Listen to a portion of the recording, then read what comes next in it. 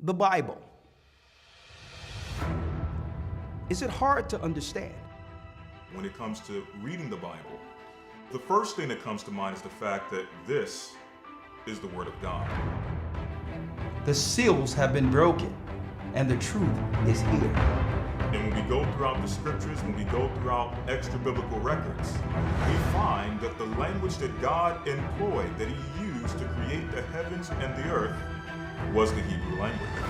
Christ said, I came for the lost sheep of the house of Israel. But yet no one, no religious leader, no religious church out there anywhere can now identify the 12 tribes of Israel. Can we? God is quite simple, but it seems as if man makes understanding Him hard. What are those mysteries? The truth of your book and the truth will make you free. The Hebrew and Bible Academy, you're invited.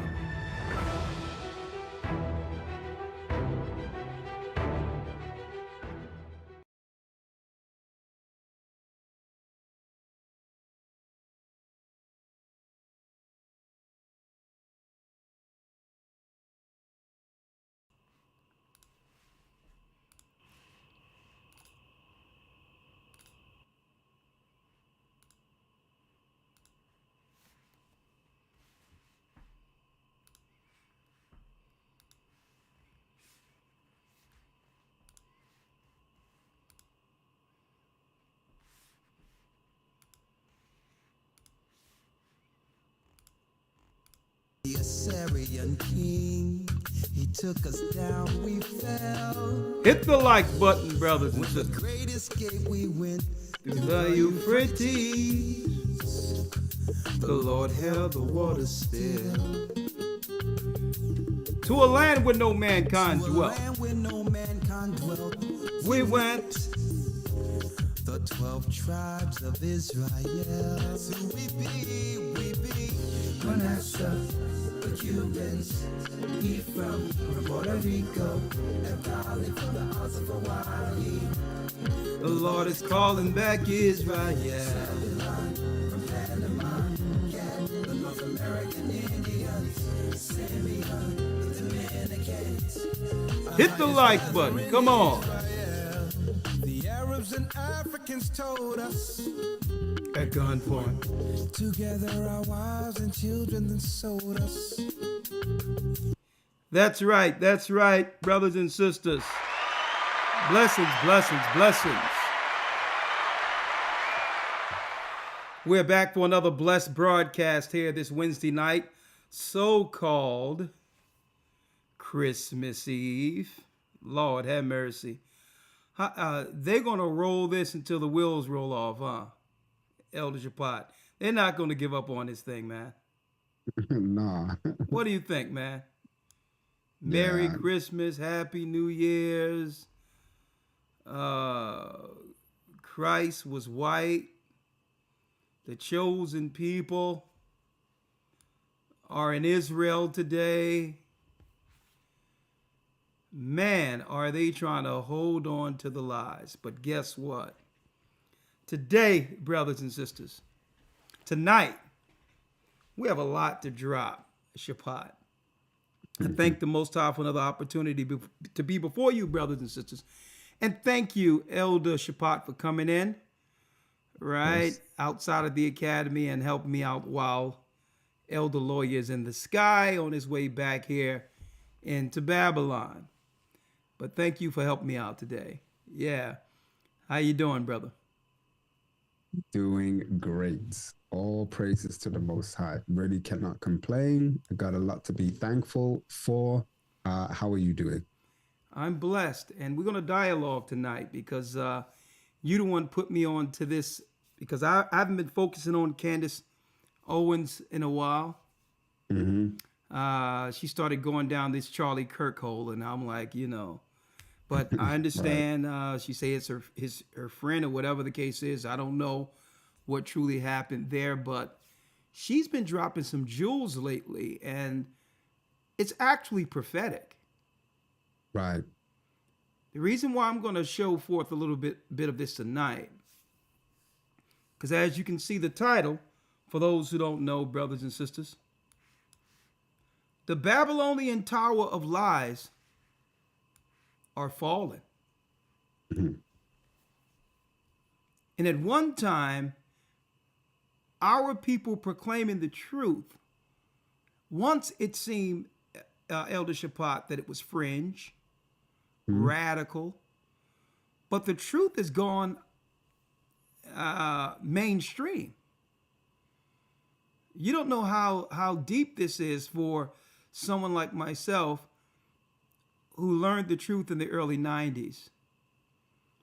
And it seemed as if it was it was an impossibility for so many people to understand what we were learning at that time. Right? It's to a point where Christians used to just dismiss it. Y'all never get anywhere with this Israelite crap. Yeah, what are y'all, Muslims? But go on. What you were saying, Shapat? Right. No, I wasn't saying anything. Yeah. So I'm looking at how far this has come and seeing where Candace Owens is and what she's expounding right now. She knows more than she's letting on. Than what she's letting on. And I'm going to show people today. Most definitely. The Tower of Babylonian Lies are fallen. And I'm going to tell you. The irony in this. I'm telling you, I'm looking at, I'm connecting the dots as we do here. Going all the way back to the beginning of this ministry when we said they were going to bring forth the mark of the beast, demonize blacks as terrorists, right, as a pretext of coming against the awakening at the very end. A lot of people don't know. Before YouTube, I keep stressing this. The Most High put it on us to be able to tell the people this before YouTube, before cameras, all of that. Because really the true threat is the awakening. So when we hear Babylon the Great is fallen, I don't think people understand God's people's hand in it. Why is it fallen?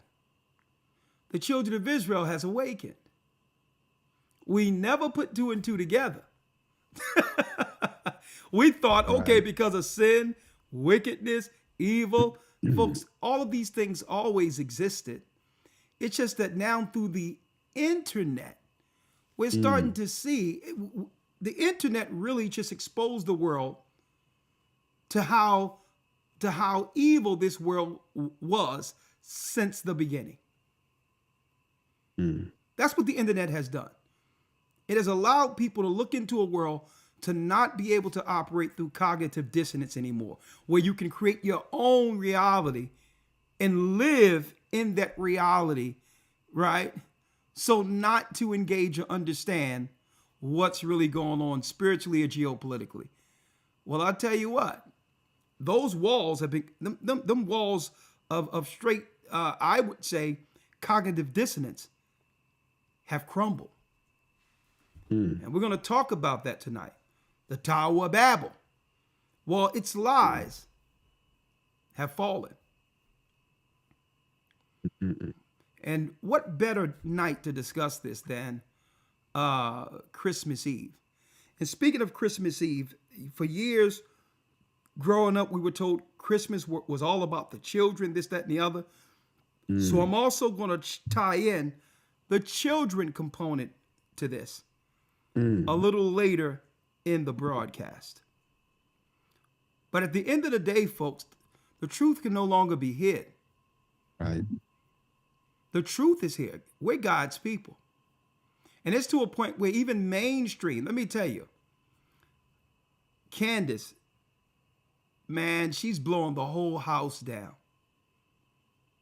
And if I had to label her, I was thinking about before the broadcast, Shapat, if I had to label Candace Owens in this time, right? She's like a biblical, don't tell me, I already know what you're going to say. I'm just Say saying, it. if I had to put it into some type of category, I would say that, she's female. Hmm. So you know how Moses led our people out of Egypt into the promised land, Mm. right? And her from mainstream, not Moses, but Moesha, if you will, has begun to lead all of media into the truth, which leads to the promised land, Yeah. I would right? say, what's this? Bella Cag said it. I would say she's kind of potentially like a modern Esther. Oh yeah, when you look at her married to someone, she's married to a white guy of high prestige, Hmm. I which think his which dad's a lord or something in the yeah, UK. his dad is a lord, Right. which gives her some level of shelter or protection she wouldn't have otherwise, Right. bearing this man's children. So, and I believe also based on what she's saying, he's given her some inside advice on how to navigate through this. Hmm. But but she's leading right now, man. She's burning the whole house down. And you know Hmm. what? That's prophecy. Because what? When you hear something, you can't unhear it. And that's the reality of it. For years, it wasn't just about them expounding lies and keeping people under their I would say sorcery. It was more so about criminalizing conversation that would allow us to come together and rationalize what this world is without them, without their input. So they were able to put out certain things just to stop conversation so that we couldn't come to where we are now. But what conversation altogether they was trying to stop from happening? Huh? The conversation that the children of the diaspora, the blacks here in America, the tribes who were here before colonization, the people Romans have conquered for hundreds of years are in fact the lost tribes of Israel. Now, there's a lot I want to announce, but I really want to jump right into this because I know it's late where you are, Shapat. I'll talk about the academy and all that a little later. But before I jump in, I like to give all praises to the Most High, Ahaya, in the name of Yeshaya, Wa Rawak, the Most High God. And I thank him through the Holy Spirit for an opportunity to come before you, brothers and sisters. I also like to thank all the elders, bishops, deacons, officers, leaders, and all the family who support, wives and others who support the work. A humble thank you throughout the four corners of the earth. None of this would be possible if so many people were working to make sure we, as kingdom people, have our hand in bringing this kingdom. Another thank you I wanted to put out there is for all the administrators, the principals, the principal, the teachers, the parents that's heading up and has manned I Am Royal Academy. The school we have for our children, grades first grade all the way up to 12. I don't say it enough. Thank you all for all you do to teach our children. And now we're going to have a new piece every Friday for 30 minutes. In the midst of it will be a 30-minute class for all of the students to learn, whether it be the law, certain tenets of Christ, whatever the case might be. And y'all going to understand after this lesson or before this lesson is done why this particular school is so important. Why, through the Spirit of the Almighty, it couldn't have come at a better time in our current history. I'm going to tell you, it's needed because now that the enemy, Shaphat, can no longer use the school system to keep us asleep, they have no need for the educational system. They have no need for it. So it's upon us to grab our children and teach them, because school have been totally dismantled. As long as they could teach the lies, Christopher Columbus discovered America, who so happened to have been Jewish, and they try to hide who he was, trying to claim that he was Spanish. Right? They can no longer hold Santa Claus come down chimneys and give children's gifts. All of these lies we learned in school. Sunday school, the Virgin Mary brought forth the child on December 25th. Lies, lies, lies. We were being lied in school. We've been lied in the churches. And the synagogue of Satan were behind all of it, keeping God's people asleep, knowing what would happen once, that's right, the awakening would begin. Once our people began to go out and teach the truth concerning who we are, coming back to God's law, following the Most High's law, everything started to shift in this earth. Our people didn't realize it, but the synagogue of Satan did. Okay? They had their sentinels, they had their walls up in every place to know if something was to go beyond the walls they were holding to contain us under their lies. That once we start going beyond the wall, it will be a matter of time before the whole thing comes down. Christians, white Christians, nationalists, evangelicals, and that's right, Jews who don't believe in Christ have always been working in tandem. Okay? To keep the lie going. A white Christ, a white Mary. By default, that means the Israelites must have been white, which gives white people the authority to go into the Middle East and claim to be God's people. That don't work unless it's being enforced on either side, the educational system as well as the religious side, through Christianity as well as Judaism. And boy, there's a face-off going on right now. Now that Sister Candace Owens, a Benjamite, Elder Shaphat, mind you, have begun to shake the tower. It seems like there's a standoff, not even a standoff, a rollover between her and the Jewish guy, the Talmudist, Ben Shapiro. So I'm going to deal with the Candace Owens side first. Then we're going to go into a little political side concerning what's going on. And then we're going to go into the children component, to why it's so important that we take onus over what? Training and educating our own children. The public education system is trash. Intentionally, they've done this. And we're going to show you why they've done it.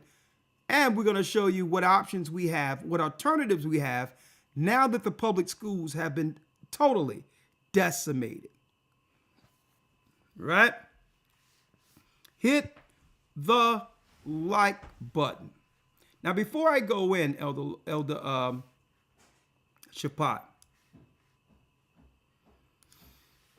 let me read this real quick out of the Bible.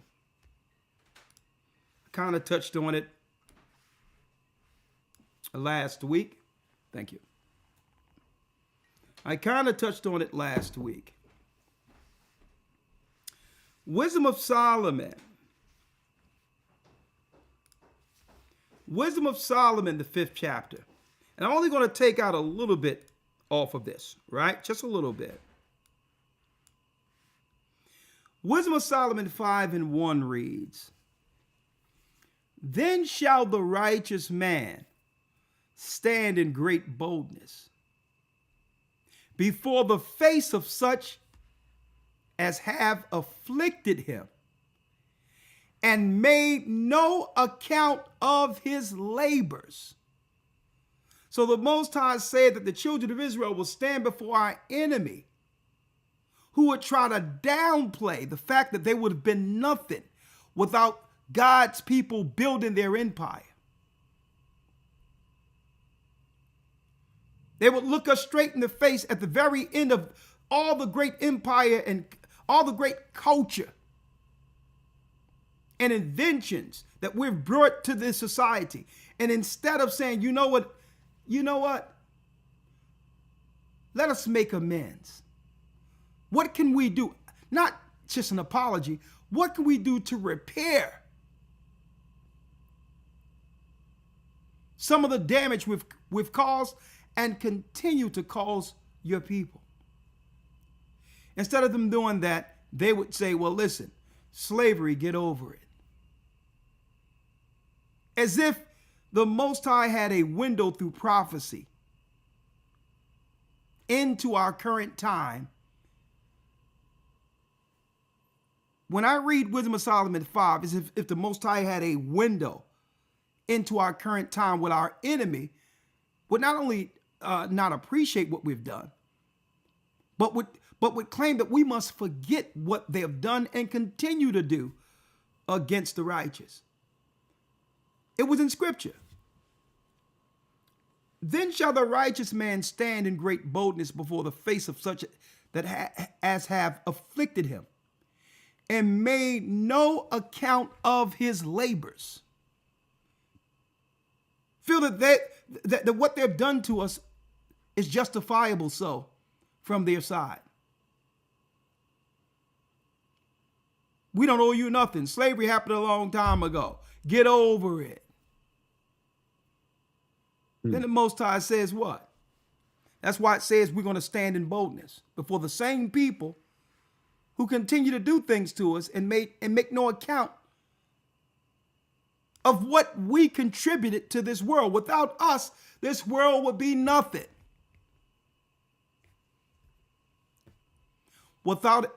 Listen to this, Elder Shabbat. Without a chosen people,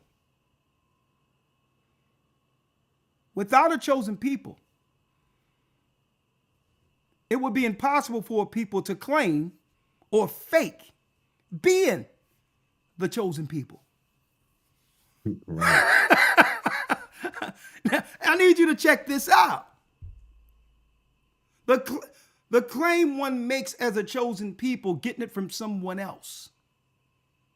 Not just someone else. The very same people that you despise. Look at that.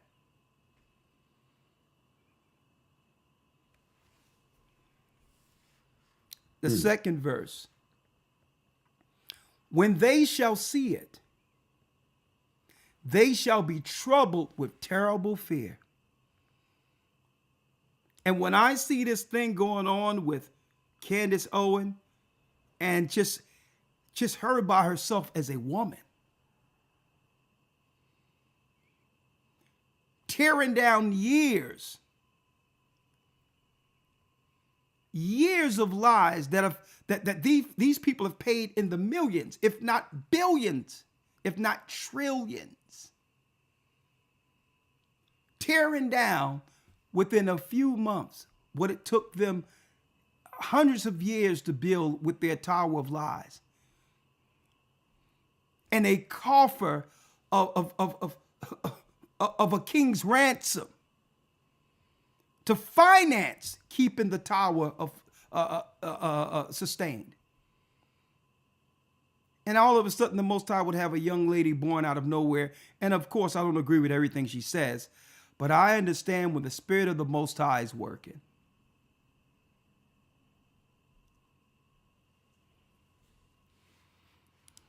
They shall be troubled with terrible fear and shall be amazed at the strangeness of his salvation.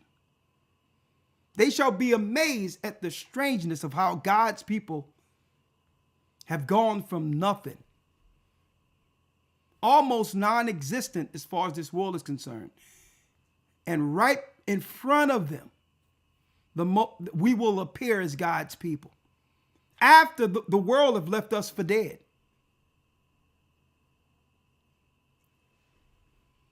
At the strangeness of his salvation, so far beyond all that they look for. And I want to start there. Then shall the righteous man stand in great boldness.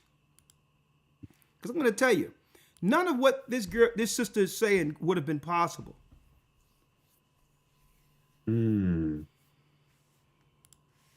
Right. If it wasn't for the work that went before her. Exactly. Just let's take it out of the spiritual biblical realm real quick, and let's just place it in the journalistic realm. What we're witnessing right here with what's coming from this sister is true journalism. Journalism, being a journalist, the media, the press, it wasn't set up to uphold or toe the line for government. Journalism was set up to keep government in check. Right? To keep the people informed, so to stop a government from becoming tyrannical. So people fail to realize the press is not supposed to work for the government. The press is the people that keep the government in check. And this is what they hate more so than anything with this sister. Why? Because usually governments that have what? They have an endless treasury. Usually you can buy the people you want to cover the government, to be your press. You can pay intelligent journalists to become your PR people. And that's what the press have become. But this girl, guess what? Let me digress. Then shall the righteous man stand in great boldness before the face of such as have afflicted him, and made no account of his labors. Right? I'm going to start here at the 7-minute mark, and you can jump in at any time, Shapat. Mm-hmm. And I'm going to put it here on the main speaker so that you can hear through your system too. All right? Okay. All right. Fair use for educational and religious purposes only. Freedom of speech, mind you. Fair use. Okay? See something here.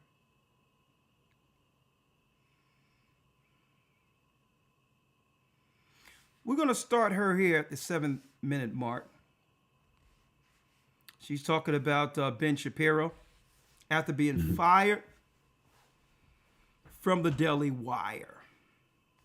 Don't know if the part you're going to play, she has, on extremely rare occasion, she has some, expletives. I don't know if there's any F-bombs or anything in this, or that was a prior video. Oh, yeah. Well, I watched through it, and she did bring out, she came with some extra fervor. Yeah. She came with some serious fire, but I know exactly what part that is. So okay. The bomb will not be dropped. Okay. Thank you though. All right. And I'll tell you this, boy. I know who win the arguments in this house with her, but anyway, this girl is sharper than the tack. I'll tell you that.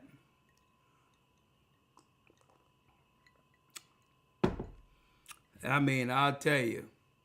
Can you imagine getting into a debate in your home with this woman? But you better be on point, I'll tell you that. All right? And thank you all for the support y'all doing with the channel. We really appreciate it. Bless you. Let's go. Right? They're selling headlines. They want the clicks. They want the drama. And I'm going to feed into that for what reason? For what reason, actually, am I going to give a comment and say something about Ben Shapiro? Blessed are the peacemakers, right? Don't buy into this click culture. And so I tweeted that actually my husband was right. I called for peace. I tweeted, blessed are the peacemakers. And I made the mistake, I guess it was a mistake, that after I tweeted, blessed are the peacemakers, and I'm thinking that I'm going to be commended when I get back to work. Like, wow, you really took the high road. I ended this biblical passage with Christ is king. Christ is king. Now, Shaphat, her husband, because she was about to just go totally off the rails with how they were instigating or trying to goat her into totally sabotaging her whole career, because they understood that she would normally react as a quote unquote black woman with an attitude. So they was really edging her. Yeah, angling for that. And they were picking at her, hoping that she would just blow her top. But it was her husband that told her, nah, that's the trap they're trying to bait you into. Told her to read Christ at the Mount. Like when somebody come and hit you, or someone slap you and you turn the other cheek. Someone tried to goat you or try to come against you, curse you, and you bless them. It's cold-blooded, because once she started using what Christ said, the synagogue of Satan had no more power. And then she becomes greater and gets greater notoriety by taking Christ's advice. Now that's her husband navigating her through a system that she don't understand, that she never grew up understanding, but he lived generations under diplomats. So he said, listen, you're going to have to take Christ on this, right? But I digress. Anytime you want to jump in. Is the king. He's the only thing that matters. Obviously, Christ. Now imagine putting that out there to the public against all odds. Working, really, some would say allegedly, under a Zionist broadcast or podcast or internet organization. And against all odds, you're speaking publicly. Christ is king. Is king. Now, it was just Tucker Carlson's luck that I had been slated to come on his news show the very next day. He had booked me 6 weeks earlier. I got approval from Daily Wire. He booked me for November 15th. So suddenly Ben gets on this table. He insults me. It's trending all over Twitter. And Tucker Carlson is going to be the first person to capture my reaction to it.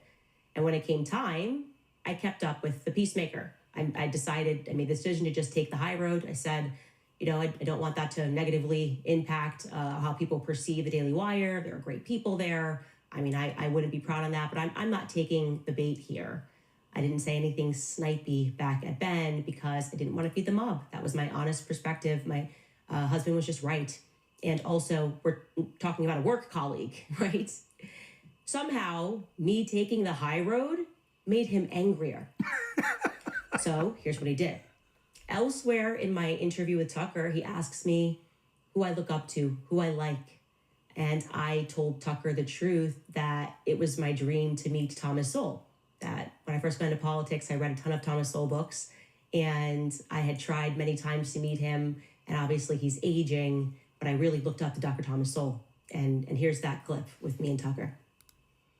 Now, let me say this real quick. A lot of people say, well, she's Catholic. Yes, she is Catholic. But you have to understand, and hopefully some of you get there, and you may get there one day, where you'll have to know, you'll get to the position in this word where when you understand your true mission. And why am I saying this? Diplomacy is a great part of becoming an ambassador for the word. And hence the reason why Paul got so much pushback. Being all things to all men that he should gain a few. He could operate on any level without compromising his morality and mission with the Almighty. To a Pharisee, well, he grew up a Pharisee. So he knew how to be able to, he could sit down amongst the Pharisaical set and get his point across, as well as the ministry. So never look at someone strictly from the outward appearance. Right. You don't know where the Most High is moving these people. So yes, she has a husband that's Catholic. So by default, she's Catholic. Her children are Catholic. But you know how many Catholics we got in this church right now who have converted? Who was once Catholic? A matter of fact, the bishop over the Florida church right now, his whole family was Catholic, Levi. And the majority of the thousands of people, the hundreds of people in Florida that have been baptized in the church, guess what? All those Floridians, those Levites and Simeonites that are in that church, they were all Catholic. So let's not judge the outward appearance. We must see and understand how the Most High is moving in a person. Hey, I was Baptist Pentecostal.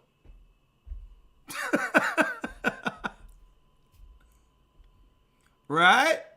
So what I'm saying is, and I told people this over a year ago, with all the research she's doing, believe it or not, she done ran into a lot of information that she thought in her mind, hey, eventually I'm going to circle back to these Catholics too. Because there's no way she can find out what she found out in some of the records she's presented and not seen the Catholics' hand in all of this evil that she's been actually, finding out, turning over. Like as a teacher, when I got a mission or if I have a certain subject that I'm talking about, I'll study that subject. I may find out some information in the midst of it, but it's for another day. I'm like, oh, I didn't know this was here. Right? So even though I'm not going to deal with that particular information that I've unfolded or that I've discovered in the midst of studying something else, I circle around. And no one can tell me this girl haven't found out something that she's going to circle around or have a cat in the bag just in case later she have to go against the Catholics. Because guess what? She was amongst the Jewish people at Daily Wire. And guess what? They thought that they could trust her based on where her mind was at that time. And they could. She was exactly what they thought she was. They were using her, all her intellect, her study, and her education to be a buffer, to attack us through someone who looks like us. She was exactly what they raised her to be. But the Most High did something. See? So when that thing clicked on for her, all that information that was being utilized to come against God's people, she had the wherewithal and the intelligence to flip it, and had all the inside jokes that they would have only trust amongst a girl who was on their side. This is what makes this sister dangerous for them. So let's not look at just the Catholic thing. Look at what the Most High is doing, because eventually this sister is going to have to make a choice, but she don't have to make it today. Okay. Right? Anything you have to say on that, Elder Shapati? You good? No, not just yet. Okay. Let's go. Who do you listen to when you're trying to figure out? I mean, some of the stuff comes at you so fast, and you're talking almost every day or writing almost every day. Who do you read or listen to try to make sense or bounce ideas off of? You know, I have been obsessed with Thomas Sowell, and everybody knows that. I am pretty much a Thomas Sowell groupie. Everything he writes, I read. And it is because he was a part of my awakening story into politics and made me focus on the economics, which is to say, block out the noise and pay attention to the economics, go backwards in history to understand. Block out the noise, Shapat. Thomas Sowell taught her to block out the noise and follow the economics, follow the money, right? Remember that. We're going to put a pin in that because we're going to come back to that thought later. Right. He changed her perspective on how she should view journalism. If you want to get to the bottom of anything, block it all out and follow the money. Right? Understand where we are. When has this worked? Oh, it's never worked. So they're just telling you that it's going to work into the future, and there's no evidence to support that. So when Ben saw that, he decided, Thomas Sowell, hey, that's your dream. You love Thomas Sowell. He thought that was an opportunity to get even with me for taking the high road after he insulted me on stage because he's deeply jealous of Tucker Carlson for reasons that I cannot quite understand. Ben had his team reach out and schedule an interview with Thomas Sowell, which they paid for an offensive amount of money, I presume, to effectively purchase a black man who has no idea what's going on. He's very old, he's in his 90s, to hurt my feelings, okay? Interview with Tucker. Let me tell you, I'm going to tell you, Elder Shapat, you can jump in any time, but this woman is playing strategic chess here. This is chess on a whole different level. Because by her putting out there, she bought a black man. He bought a black man. I mean, that Shapiro bought a black man. How many black men are going to come on his side to side against this sister going forward? Right? I mean, the way she framed the words, it's I mean, amazing. Checkmate. Now, how would she know he purchased a black man? Shapat? Because looking at her position of where she was before the truth, before she started waking up, she realized that she was purchased. This is why they're so angry. She's the proverbial runaway slave. Right. And if I can, real quick, Elder. No, go ahead. If I can, if this goes over some of your heads, brothers and sisters, what Alda's mentioning about the purchasing of something and why she was able to word it that way because of her own personal lived experience. Part of the purchase, okay, to know it's a purchase, and what she said previously about, in the earlier years, okay, prior to the brother reaching upwards of 90 years of age, she was advised to follow the economics. economics and money in business comes with paperwork. That paperwork has terms. Those terms are found in contracts. That is also part and parcel, literally hand in hand with the purchasing, where you can say something, or better yet, I'm gonna put the cart before the horse. Spoiler alert if you haven't seen the Chappelle special on Netflix. Co-opt. You can be co-opted to say things you don't believe. And you can be muzzled to not say things that you do believe contractually. I just wanted to throw that piece in there. And it's this paperwork, these contracts. And I don't know if you have that piece lined up, Elder, where she talks about, being contracted to death, the contract mafia, so however she words it, right?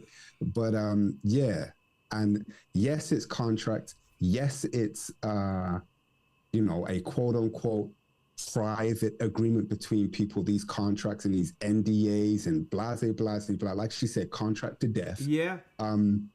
But it still goes hand in hand with the biblical scriptures that mentions, using policy, which is again words, contracts, okay, acts, using policy to get through their wickedness and evil. So I just wanted to put that piece there. It's not just the money. It's not just the invitation. There's these contracts behind it. And I'm glad you mentioned that. And what she also said was, she called it legal abuse. That's what she named it. That at any time they could use contracts and use suing you and all these others instead of having the conversation or the debate. They would rather try to destroy you financially. And legally. That's deep though, because kick me, kike me, don't you black or white me, sue me, Jew me.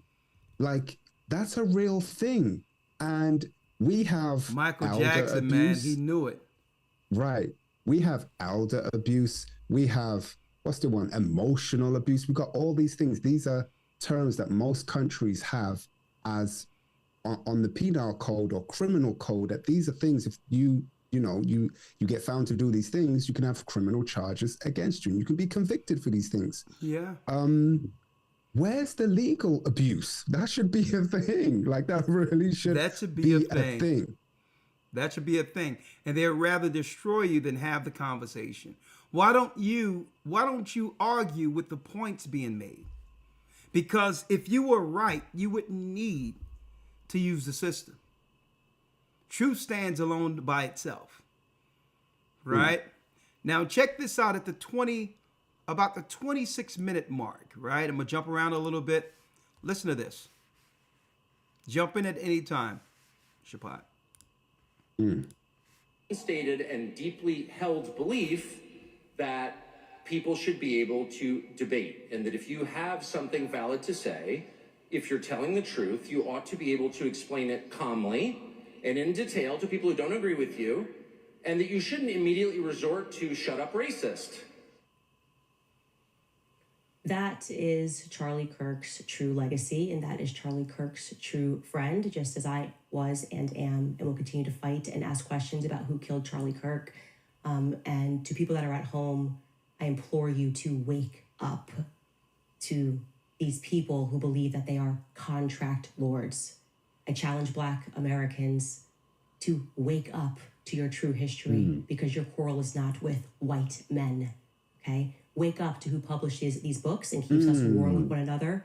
Christians versus Christians. Pause it, Elder. Whoa. She's dropping some bombs here. Whoa. Pause that. Hold up. Hold up. She's dropping some bombs here. Hold up. That's what I'm telling people. What did she say? Your issue or your war or whatever is not with white men. Yeah. Okay. It's not with white men. They may look so, and arguably so. Yes, they are, but they themselves don't believe they're white. Okay. What's the brother's name? Marquette. I'm gonna tell you what's deep about this, right? I'm gonna let you go ahead. When when she said that your battle is not truly with white men, why did that resonate with me in particular, based on the message she's sending? Are there white people in position that seek, that seek our destruction? Absolutely. Yes, of course. But she's pointing to an institution. And this is what I want to say real quick. And I'm going to let you go ahead. The reason why this resonated when I heard this last night, because I was listening to it early in the morning, right? I just had my headphones on just listening, because I wanted to hear the spirit of where she was coming from with this. I grew up in a neighborhood where, there's poor whites who lived around us also. Not, they would come around or whatever the case is. And I don't care if they were white men, white young men, or white women. We didn't follow them. They didn't control anything. A matter of fact, the white guys or the white girls in our neighborhoods were absorbed into our culture and way of life. They followed us. Right. They followed us. If there was a white poor person around us, they would be around us, and they would come eat at the house, because our family, we Christians, we fed everyone. We didn't have no. If we knew you, everything was cool. But there was no white guy running around as the leader of the pack. Nah, he would find his way in and learn under us. But you have to watch a group of people who are segregated from everyone, including parts of their own race. That's what really stood out when I listened to her say that last night. When she said, your problem is not really with white men. And I thought about it. I'm like, okay, what white men that I've ever experienced in my life that ever threatened me or I felt that they could do something to me, or whatever the case is.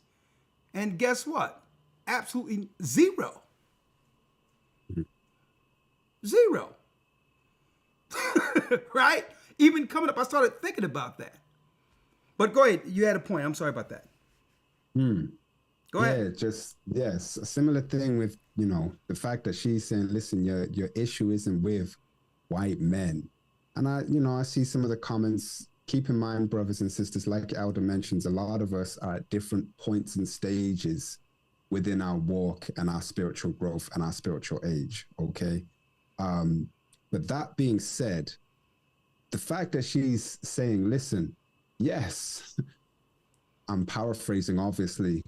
Yes, they may appear white, but they themselves they make the distinction.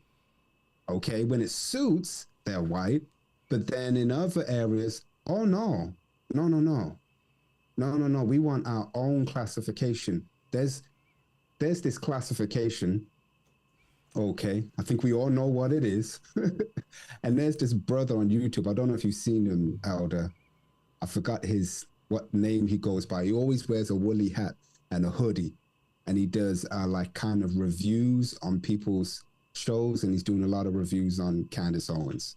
But to get around the algorithms, when you mention, certain country in the Middle East, Israel, usually your stuff might get flagged. So he, interestingly, has named it Philadelphia. but all of that to say, it's interesting she's mentioning that, and they themselves make the distinction. And we've touched on this point before, quote unquote, anti-Semitism. Well, how can I say I am for or against anything without you first defining what it means to be a Semite? Are you referring to the religious aspects? Why do you need extra protection? We already have laws that protect all religious freedoms. Why are you singling out? Is it about your political ideas, aka Zionism?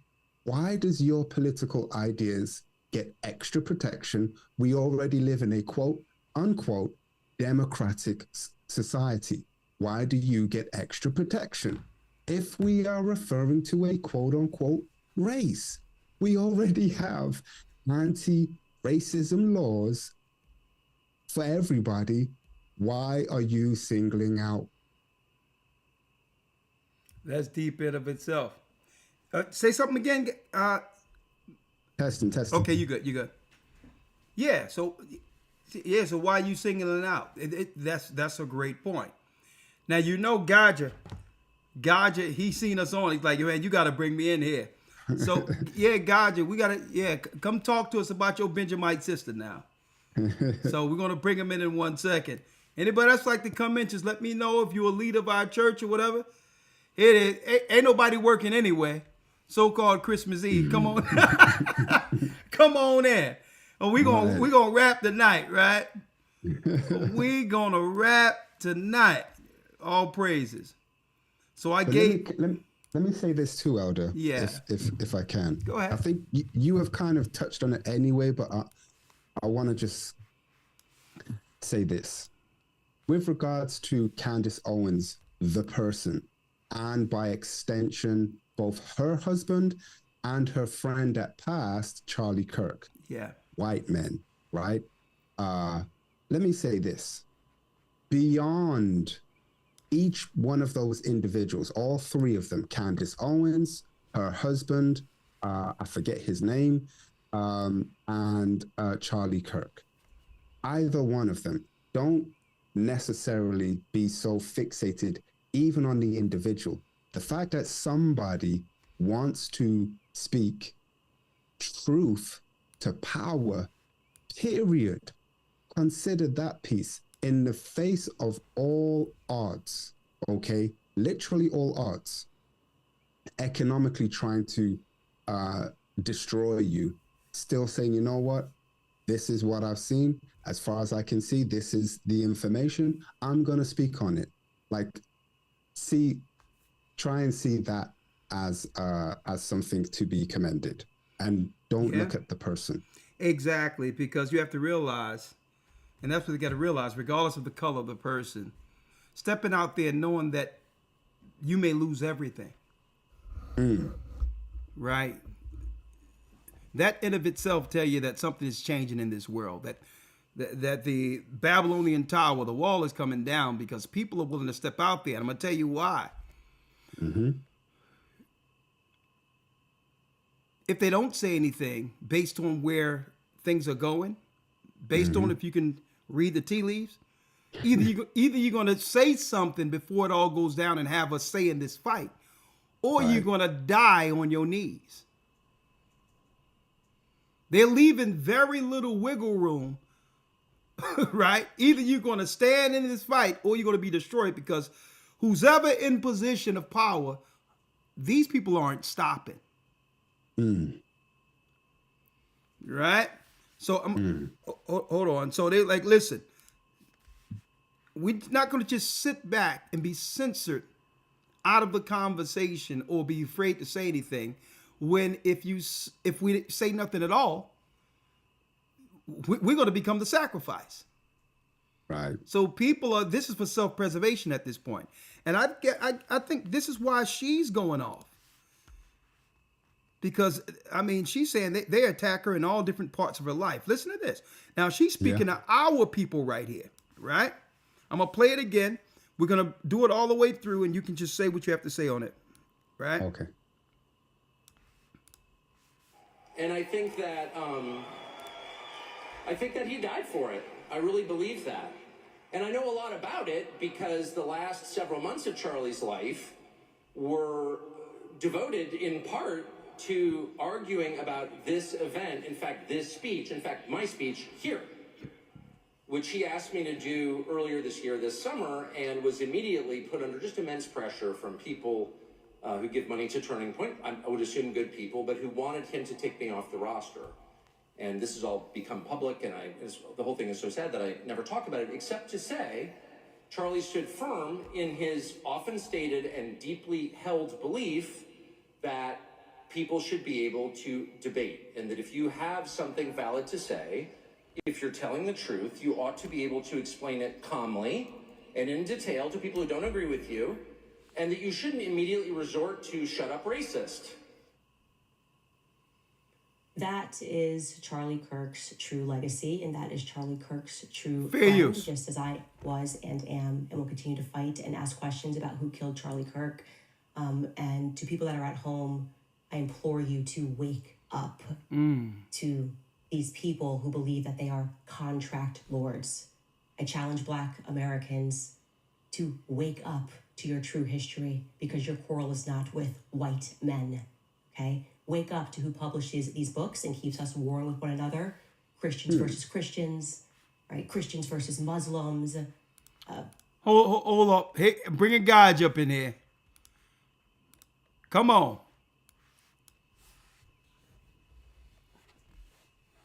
Come on in, Gocc.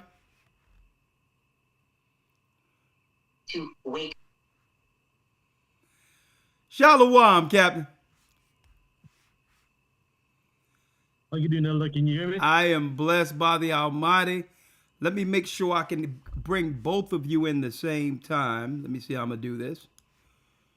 Okay, we got your Benjamite sister bringing the noise up in here. Fire. Right? Fire. Right? So, okay, hold on.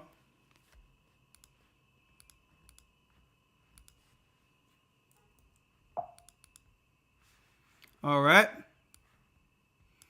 Okay, Gocc, I'm here with you. We're going to listen, because right now it's him and I, but whenever you're ready, just say something, I'll bring you in, all right? All right, well, I'm here. Here we go. Benjamin, bring it, girl. Which he asked me to do earlier this summer, and was immediately put under just immense pressure from people who give money to Turning Point. I would assume good people, but who wanted him to take me off the roster. And this has all become public, and the whole thing is so sad that I never... To your true history, wake up.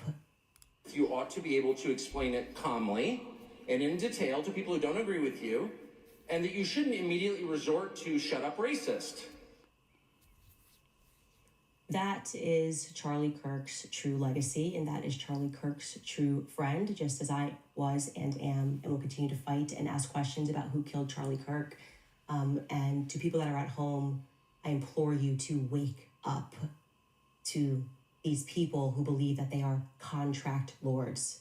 I challenge Black Americans to wake up to your true history, because your quarrel is not with white men. Wake up to our true history, right? Our quarrel isn't with white men. Now, I understand what she's saying, in the context. In context, I understand what she's saying. What she's saying is white Christians are being used and abused and being used by others, and are taking the fall for a group that's untouchable. But there's been a quarrel between Jacob and Esau in the womb. So we can't deny that quarrel. But in context of what she's saying, I understand. There's more. Okay, wake up to who publishes these books and keeps us warring with one another. Christians versus Christians, right? Christians versus Muslims. Wake up and learn the true history of slavery. Let's talk about it. Who's financing these visas to bring more East Indians into our communities, more Muslims into our communities, Muslims into England? Who benefits? Right, who owns From the companies that hires these people, that gives them, what is it in the States, H5, 1B or whatever special visa is called? It's called H1 something visas, HV visas or something like that, H1 visas. HB1. HV1 visas. Like, who benefits from diluting the religious pool? By putting all of these different religions strategically amongst where black Christians have thrived for generations. Who benefits? Because they're not, if they get visas to come over into the United States or England, they're not going into Hasidic or Jewish neighborhoods. And they're just not allowed to. That's their neighborhoods.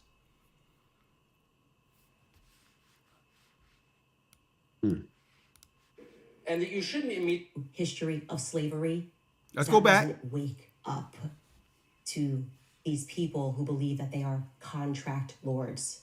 I challenge Black Americans to wake up to your true history, because your quarrel is not with white men, okay? Wake up to who publishes these books and keeps us warring with one another. Who published the books? Who published our school books coming up? Well, who switched the curricula from what we were learning into radicalization with gender studies and all these others in the public schools? Who's behind destroying these children through public education?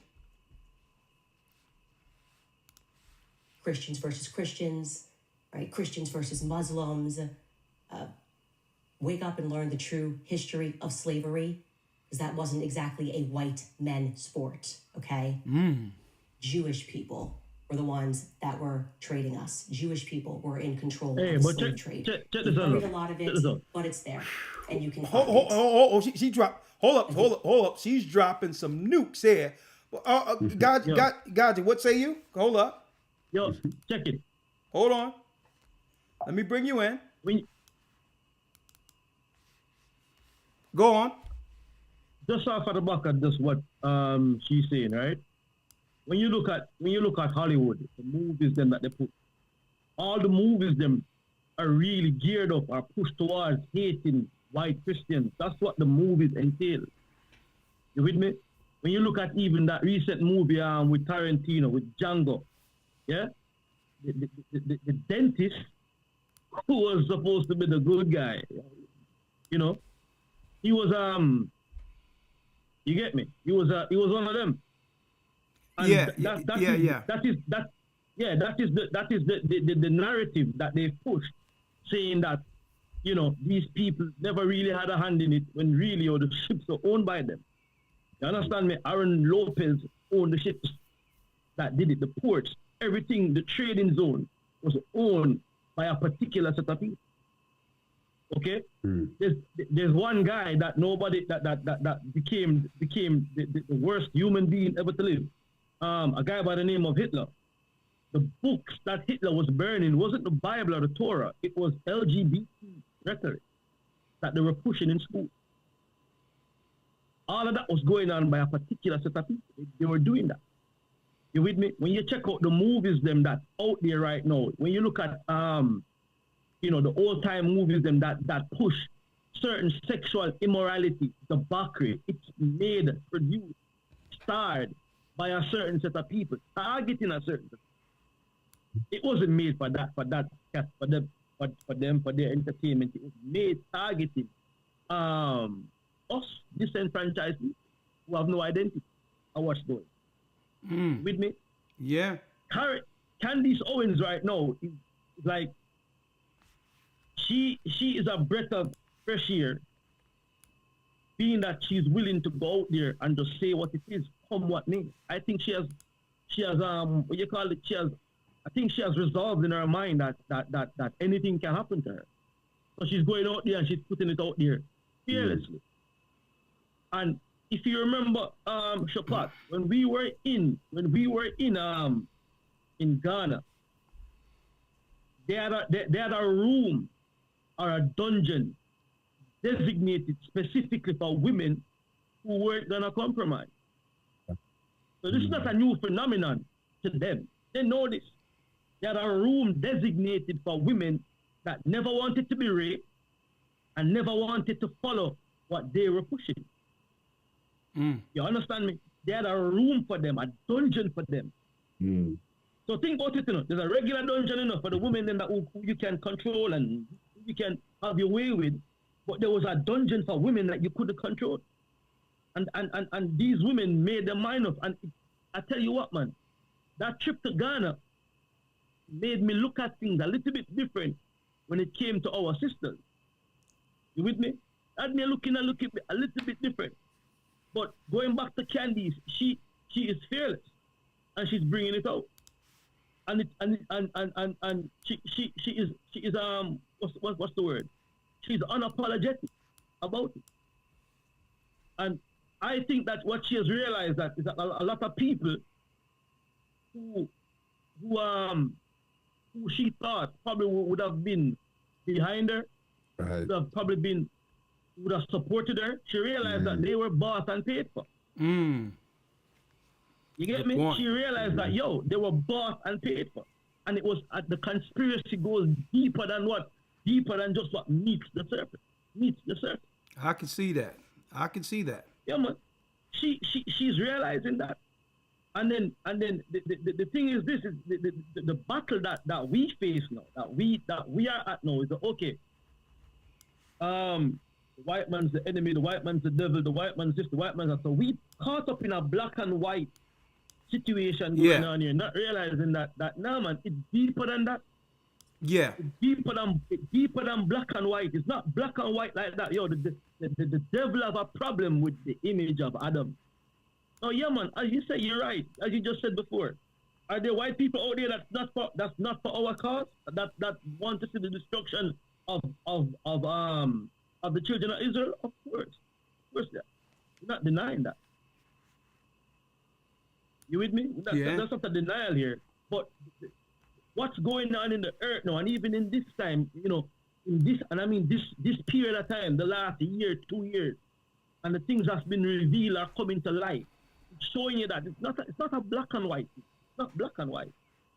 The adversary have a problem with mankind, with flesh. He wants to get rid of it. Don't care who he uses to get rid of it. Yeah. And see, that's why Esau want us caught up constantly. When I say Esau, I'm speaking of the synagogue of Satan and the Vatican and the powers that be, the controllers. The ruling families. Yep. Yes. They want us to concentrate solely on white, right? Because then they can say, okay, if only thing we have to do is use buffers. Mm-hmm. If you're looking at white, then I can pay someone who looks like you to do my bidding. and they'll get rid of you. And guess what? I'm absolved. So if you're just looking this way, if you look at truth, righteousness, morality, and it's on the lines where the law draws the lines, then guess what? They can't use buffers because now it's off of character, morality, right? So the whole thing is, if we keep looking at this white thing, white man bad, let me tell you, they okay, well, I'll tell you what, let's get some of those visas and bring some East Indians over here who have resentment with the caste system against black people. Right? Let's bring Africans over here who betrayed their own people. We're not going to bring over the valiant bloodline of Africans who stood for righteousness. We're going to bring some of the people who would cut their own people's throat from Africa over here. Ella, check it, Ella. Yeah. Marcus Garvey with the UNIA, the people that sabotage him were black. Yeah. The people that sabotage him, that was running the ships them into shallow waters, the engineers them on board that were sabotaging the ships. They were black people. Right. Yeah, and they were black. Black people that worked with Edgar Hoover. That's who they were. That's who they got. Yeah, and someone just put a profound comment up, right? Mm-hmm. Judas was black. Hey.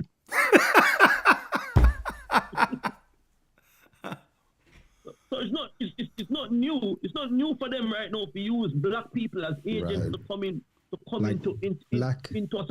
a society right now and totally just control them. We had a thing that we dealt with a couple of years ago. Common purpose, all them common purpose people were black people, you know. Yeah. Right, with me? like When black and white when you shouldn't blind us or when you give us rose tinted glasses either. Exactly. when you look at like Jamaica, right? That's another thing. Jamaica, the leaders of Jamaica are black men. Yo, what you talking about? You telling me? But these people have been bought and paid for. They've been bought. Sell out. They've been bought. So they bring the black and white. Okay, yo, the white man. The white man did this. The white man did that. Yo, white Christians was responsible for 20% or less of the slave trade. Mm. You hear me? Yeah. 20% or less white Christians were responsible. 20% or less. Jamaica up until 2015 was still paying money back to Britain, to Westminster. Who controls Westminster for the compensation for what they lost in slavery? Up until 2015, Jamaica and parts of the Caribbean were still paying money back from the abolition of slavery to Westminster.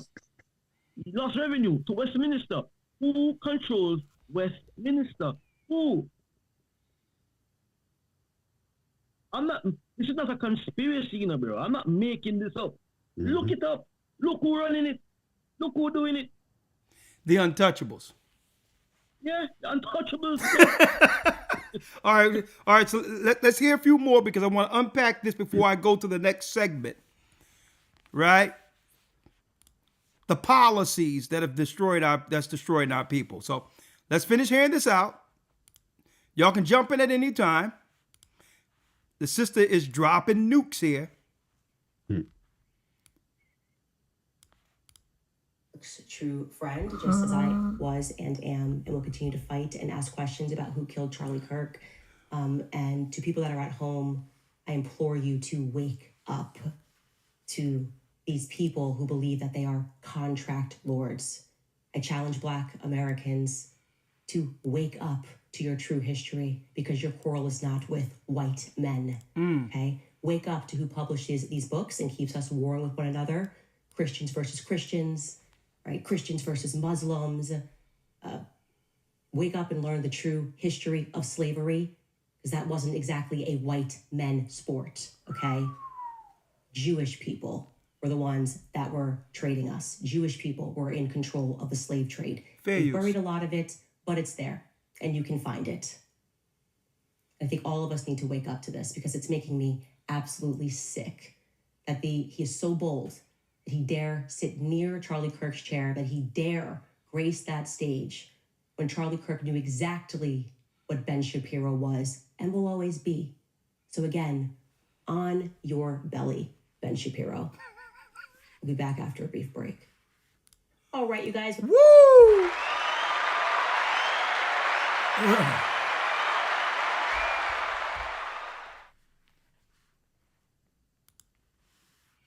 And I'm going to tell you real quick, let me go to the 54-minute mark. But a lot of people would think, "My man, she's in trouble." Let me tell you, the safest place to be is out in front with what you have to say. It's when you say, "You know what? I got something to drop next week that's going to change everything on this person. And stay tuned next week." That's when you get what? Cement shoes. Okay? And become fish food. Sometimes she thought about this. The safest place to be is out front and put everything out there first without warning. It's when you hold stuff and say, I got something on this person I'm going to drop next week. Hey, you may not live to see next week. So she's doing it the safe way. In boldness. Let's go to the 54-minute mark real quick. Right? 54 minutes. Hold on, let me get it.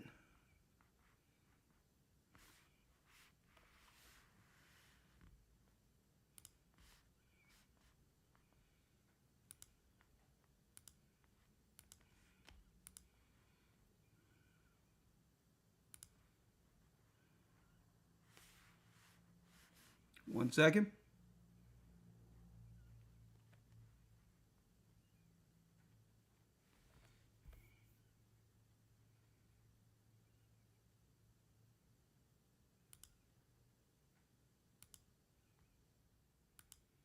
Right here. I'm gonna start something. Yeah, go ahead. Sorry. Yeah, you know something, which I think is the bigger problem here, with the way the contract lords, the way they spun slavery, that it was the white Christians. Now, were they doing it? Of course they were, but like Gal just said, because it's factual, go do it.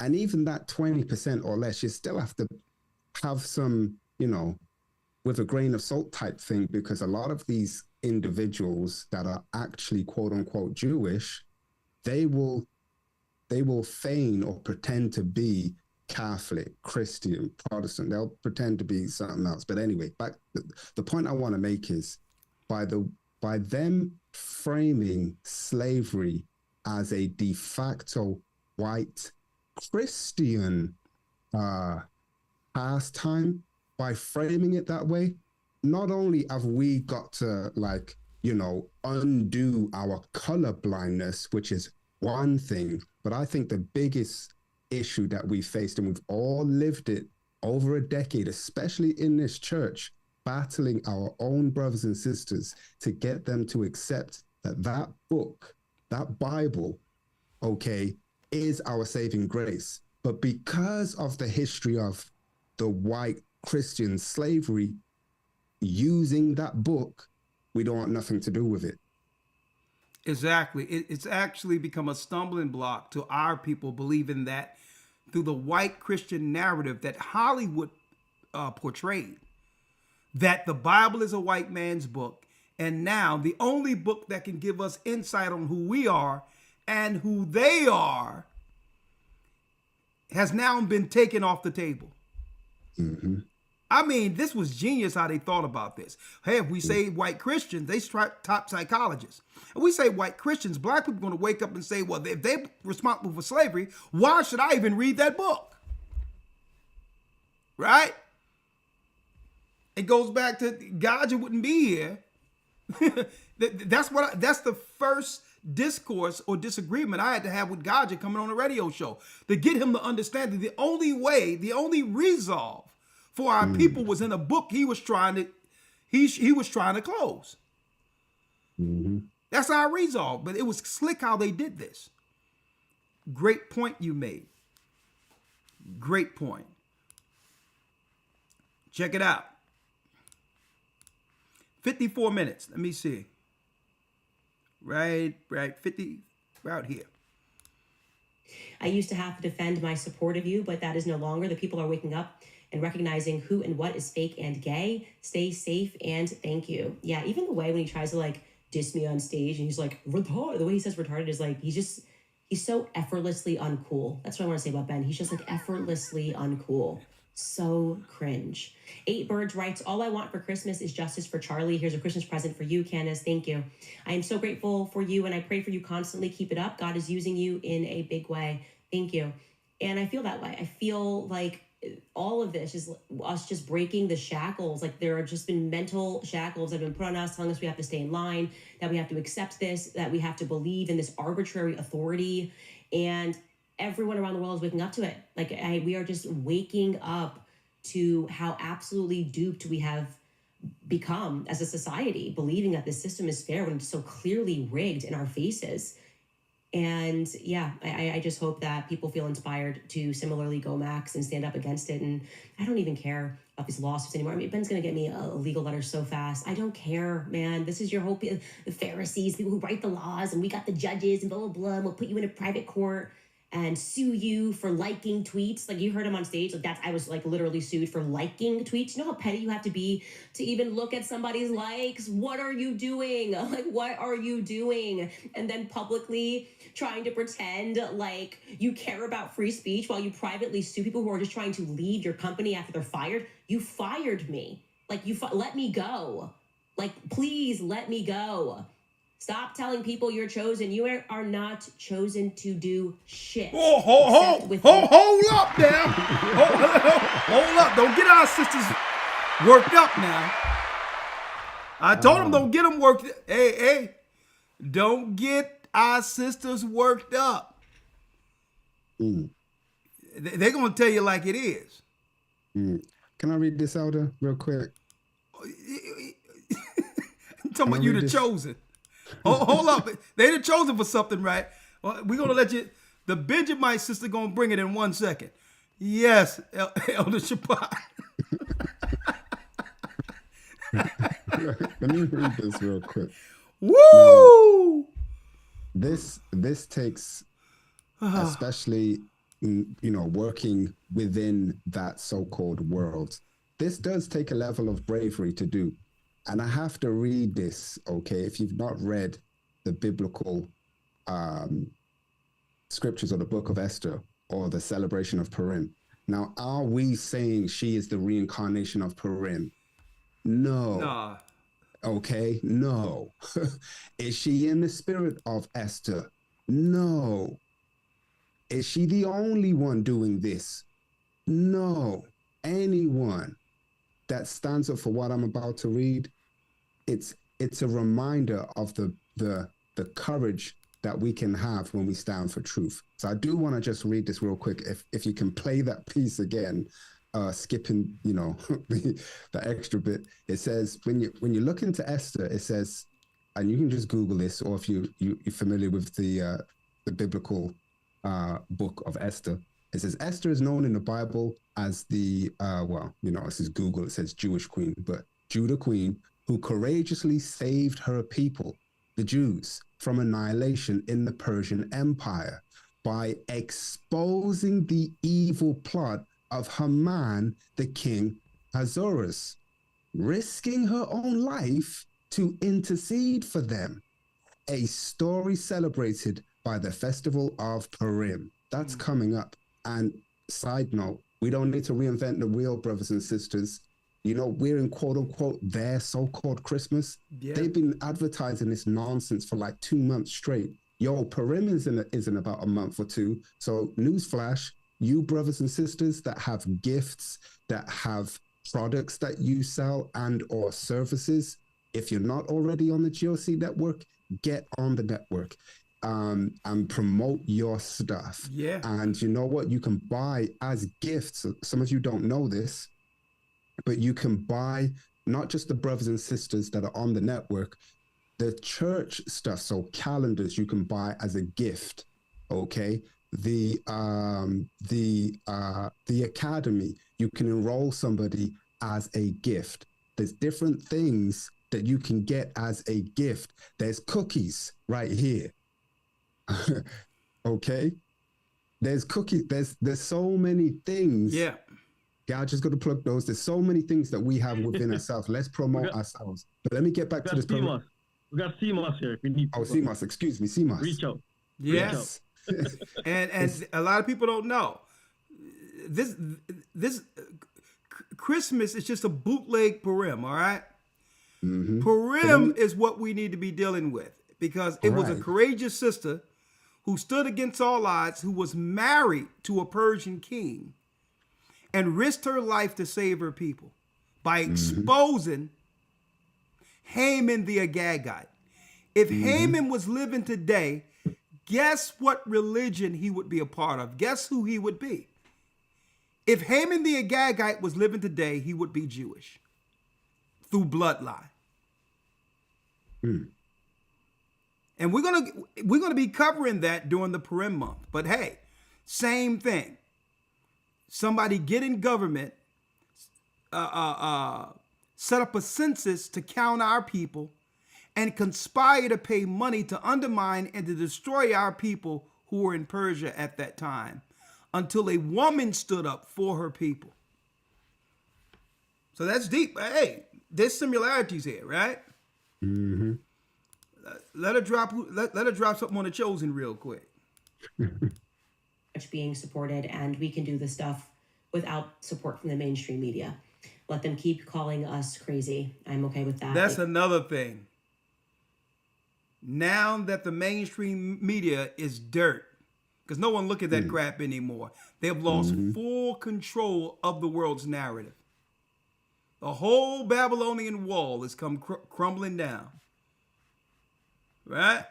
The Pharisees, people who write the laws, and we got the judges and blah, blah, blah, and we'll put you in a private court and sue you for liking tweets. Like, you heard him on stage. Like, I was like literally sued for liking tweets. You know how petty you have to be to even look at somebody's likes? What are you doing? Like, what are you doing? And then publicly trying to pretend like you care about free speech while you privately sue people who are just trying to leave your company after they're fired. You fired me. Like, let me go. Like, please let me go.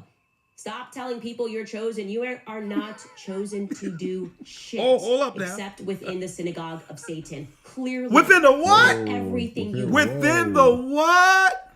Whoa, that's a SOS watch right there. SOS watch. Synagogue of Satan. Talking about chosen. I approve this message. Care of this lawsuits anymore. I mean, Ben's gonna get me a legal letter so fast. I don't care, man. This is your whole the Pharisees, people who write the laws, and we got the judges and blah blah blah. And we'll put you in a private court and sue you for liking tweets. Like, you heard him on stage. Like, I was like literally sued for liking tweets. You know how petty you have to be to even look at somebody's likes? What are you doing? Like, what are you doing? And then publicly trying to pretend like you care about free speech while you privately sue people who are just trying to leave your company after they're fired. You fired me. Like, let me go. Like, please let me go. Stop telling people you're chosen. You are not chosen to do shit except within the synagogue of Satan. Clearly, because everything you do is the manufacturing of lies, bullying, getting people to write articles, smearing, libeling. Yeah, it's pretty explicit what kind of people engage in that sort of stuff. So, anyways, let me stop telling you guys how I really feel. Let me.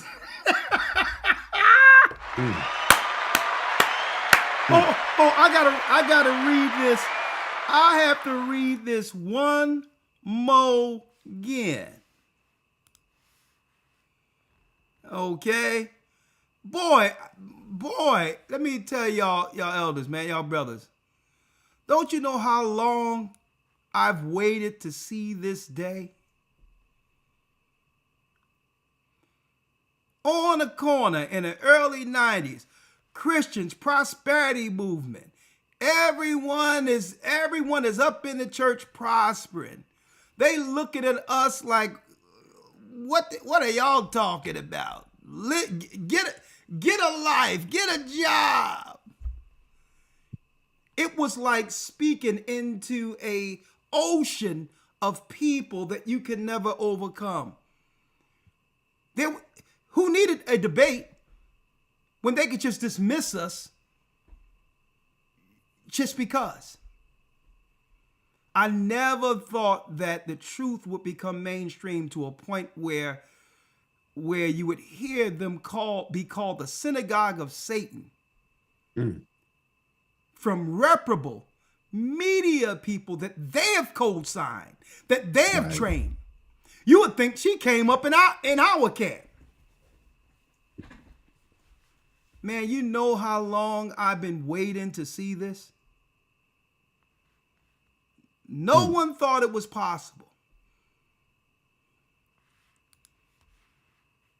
Wisdom of Solomon 5:1. The Christians had packed churches back then. We sitting out on a corner, cold feet. Y'all better wake up, Most High. Y'all lying. Christmas is a lie. Sunday is a lie. And they going to church. They having a good time, marrying, giving into marriage. They were just ignoring, walking by. They would walk by and say, "Man, y'all got chaps on your pants. Where your horse at?" No one.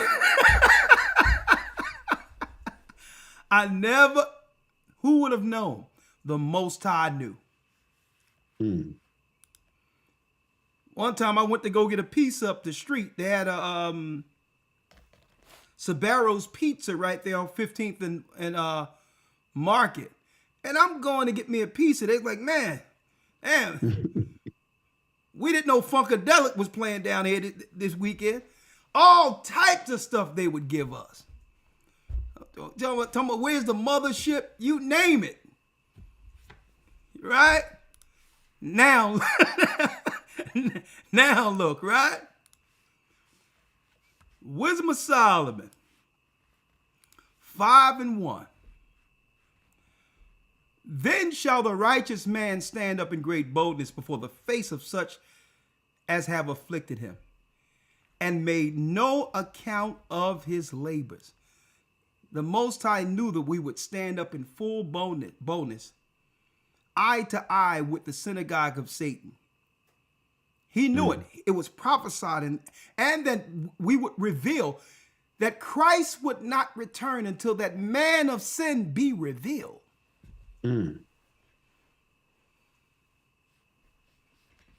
It's everywhere.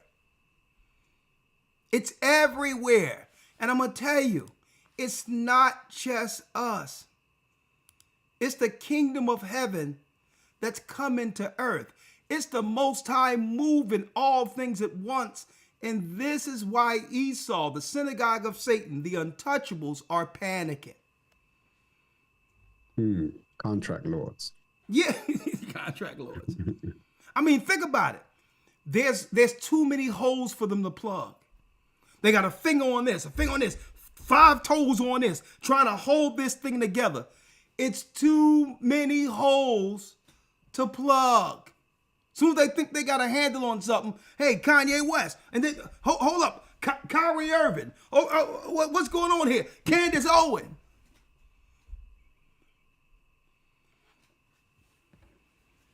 It's too much. Ice Cube. Folks, everyone knows. Kendrick Lamar. They're not like us. On so many levels, that particular song exposed everything. Because who was he talking to? He was talking about their darling child, the infiltrator, who came up and had a bar mitzvah, and now he was known amongst the genre Judah created. Drake. They cannot stop this, folks. They cannot stop. And it's prophecy that man of sin would be revealed. Right? Then shall the righteous man stand in great boldness before the face of such as have afflicted him, and made no account of his labors. When they shall see it, they shall be troubled with fear, and shall be amazed at the strangeness of his salvation. So far beyond all that they look for. And they repenting and groaning for anguish of spirit shall say within themselves, this is he whom we had sometimes in derision, and a proverb of reproach. We fools counted his life madness, and his end to be without honor. Here it is. How is he numbered amongst the children of God? How are these people? At the very end, all the other nations are going to look at it, going to be like, hold up. How are these people the true children of Israel? And how is his lot? His lot is amongst the saints. The people we look down on are the true saints of God. The Bible said that the world would see it before the end. And that's why I'm stating based on just what I've seen from the time of the awakening. How it's a phenomenon to me to see how far this truth has come. The Most High is doing exactly what he said he would do in the earth. He's shaking the Tower of Babel, and the walls of Babylon are falling. Anything you have to say on that before we go to the next segment? Hold tight. We're gonna segue into the plan they have now, brothers and sisters. The plan they have to control all the resources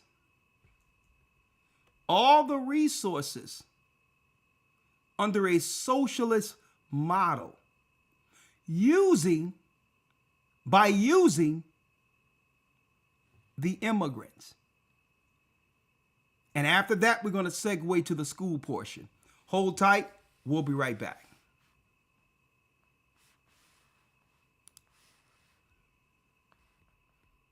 The Bible. Is it hard to understand? When it comes to reading the Bible, the first thing that comes to mind is the fact that this is the Word of God. The seals have been broken, and the truth is here. And when we go throughout the scriptures, when we go throughout extra biblical records, we find that the language that God employed, that He used to create the heavens and the earth, was the Hebrew language. Christ said, I came for the lost sheep of the house of Israel. But yet no one, no religious leader, no religious church out there anywhere can now identify the 12 tribes of Israel. Can we? God is quite simple, but it seems as if man makes understanding Him hard. What are those mysteries? The truth of your book and the truth will make you free. The Hebrew and Bible Academy. You're invited.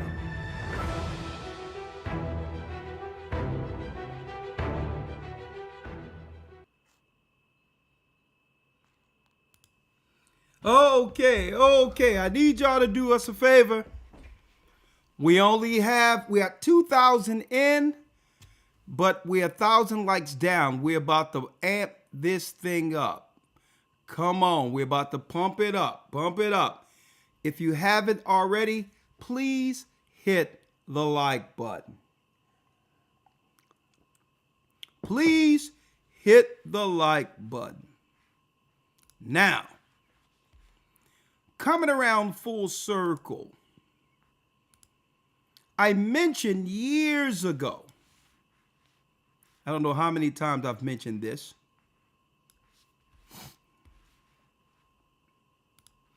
when the ministry first began. I'm going to make some announcements in a moment. But Elder Shapat, I mentioned it years ago. A matter of fact, you know about this.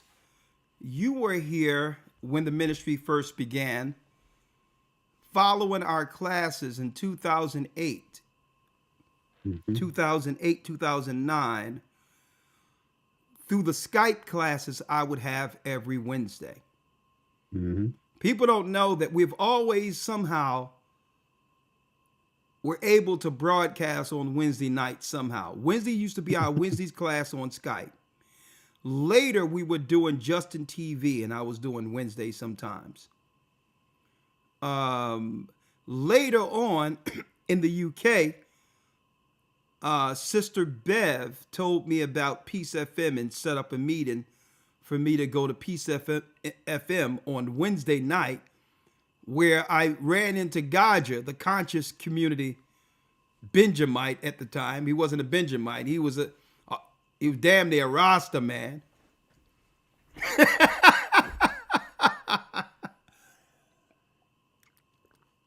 And then it continued Wednesday over there, but when we were doing it over there, it was just radio, so I took a computer on the side and put it on the side and would upload the whole radio broadcast on YouTube.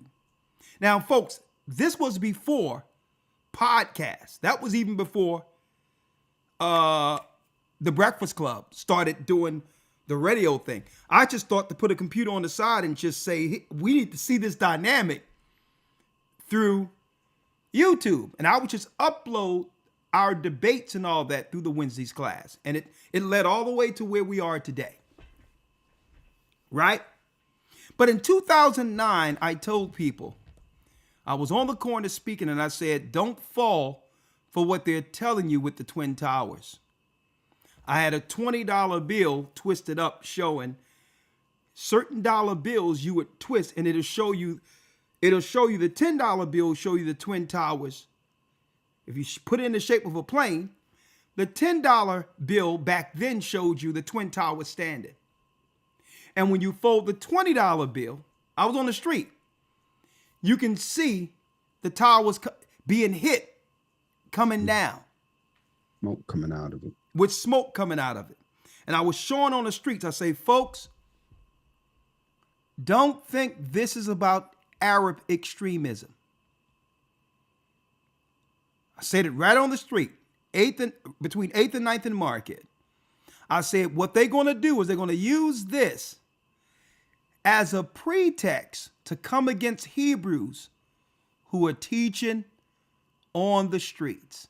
It's not about Arabs. And maybe we do about Arabs, Bin Laden. I'm like, listen, I'm going to tell you, it always circled back to us. The Arabs were complicit with Esau in selling us.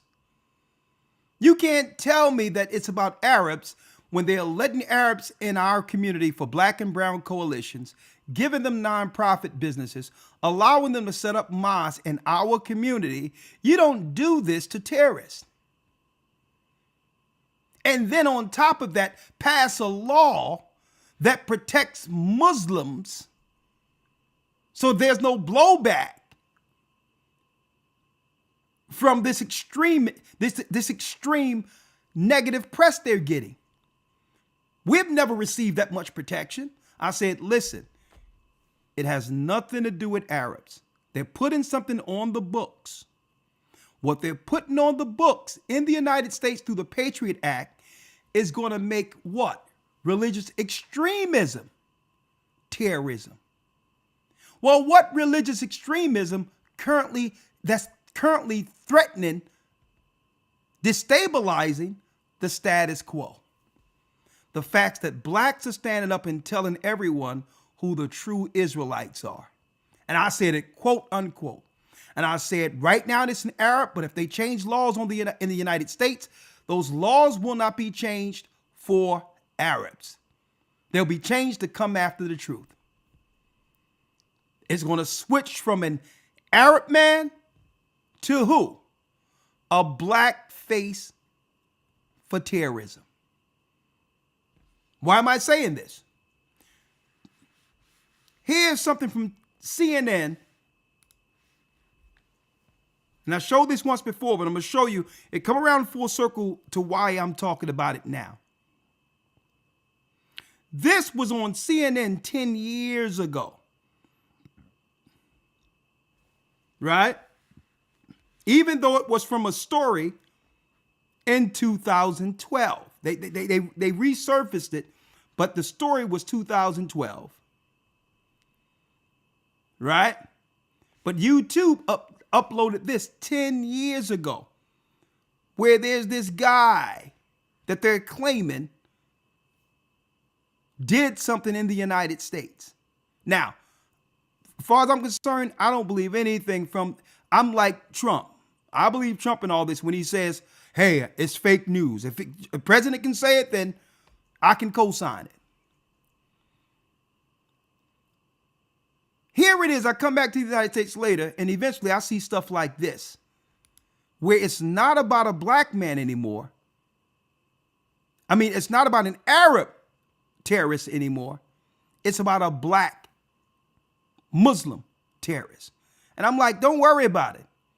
That's just the segue before they move to Israelites. They have to change the face from a light skin to dark skin first. Now you see why they bring in what you would call immigration, so they can shape any narrative. You can easily get somebody from another country to play a role. Right? So I need y'all to check this out real quick. Y'all seen this before, but I'm going to show y'all something quite interesting. How they was going to segue, and I said in 2008, they're going to segue from Arabs to black people. Fair use for educational purposes only. It recharges your iman as well when you come together and you pray 5 times a day with the brothers. For the very first time, we are seeing and hearing from Elton Simpson himself, known as Ibrahim to his fellow Muslims, speaking in a 2012 video to raise funds for his new mosque, reflecting on his faith. It provides for you. Now, this is all being really narrated through CNN. This is their piece. They put this piece together. Okay? Weaponry to go out into the real world and use that weaponry to shield you against the tricks of the shaitan. Shaitan or Satan. CNN is also learning the FBI is calling in members of the mosque for what's described as friendly interviews, trying to find out why this seemingly soft-spoken man would take this violent turn. Vocab Malone believes he knows. He's the pastor at Roosevelt Community Church. He also worked with Simpson for 3 years at a delivery company. Pastor Malone recalls arguing theology with Simpson for hours upon hours. He remembered arguing theology with Simpson for hours and hours. Now, this was before this guy was put on Israelite detail. Right? Did he go to the... I need y'all to check this out. Blowout or something? To make it I look told like a fro? people in 2008 that it wasn't about Arabs. Right? That they were going to use Muslim extremists as a pretext to put extremism or terrorism on black people. Why? Because now the Zionists and the Jesuits no longer have the same power or religious control over our communities like they used to. They knew that the truth would eventually destroy the lies they've been pushing on our people for hundreds of years through modern day Christianity. They were losing control. The Israelites were tearing down all the lies they were teaching in our communities. And guess what? The preachers who went to their theologian schools could not refute the truth. So now they claim that this guy was the preacher of this Roosevelt Community Church. Out of nowhere, who so happens to have had a conversation for 3 weeks with a black Muslim terrorist. Huh? Violent just turn. seems to always Vocab be Malone in the- believes he in this knows. box. He's the pastor at Roosevelt Community Church. He also worked with Simpson. Now, when somebody see him, they need to ask, hey, dude, are you the pastor of the Roosevelt Community Church? Are you the guy that had a conversation with a Muslim extremist for over 3 weeks?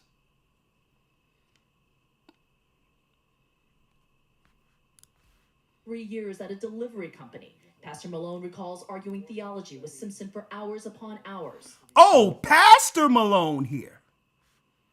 Interesting. So let me type this in. Pastor Malone. Was that his character back then? Pastor Malone. Okay.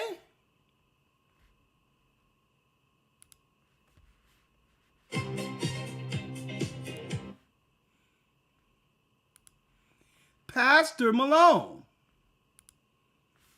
Right? Oh, let me go here. I hope your experience. Pastor Malone. Huh? Out of nowhere, he's specifically focusing now on Israelites all of a sudden. Right? Let's get it. Let's get it. Look at this.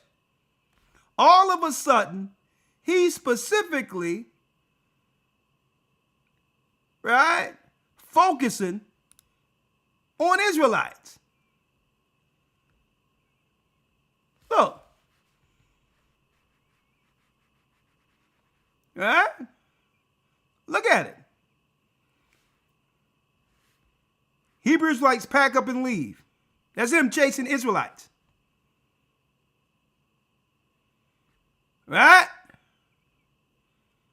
Look. I don't know how much money he's making in these churches, but he's able to travel all around the world, London and everywhere, to try to follow Israelites. London? All right, who's bankrolling him? Huh? Look. Go messing with Israelites here? Look. Who is he right here? The spiritual tour. Look. Same guy. Hold up. Let me get him. Right here. You do know that's not his real name. Before he right? was put on Israelite detail. Elder?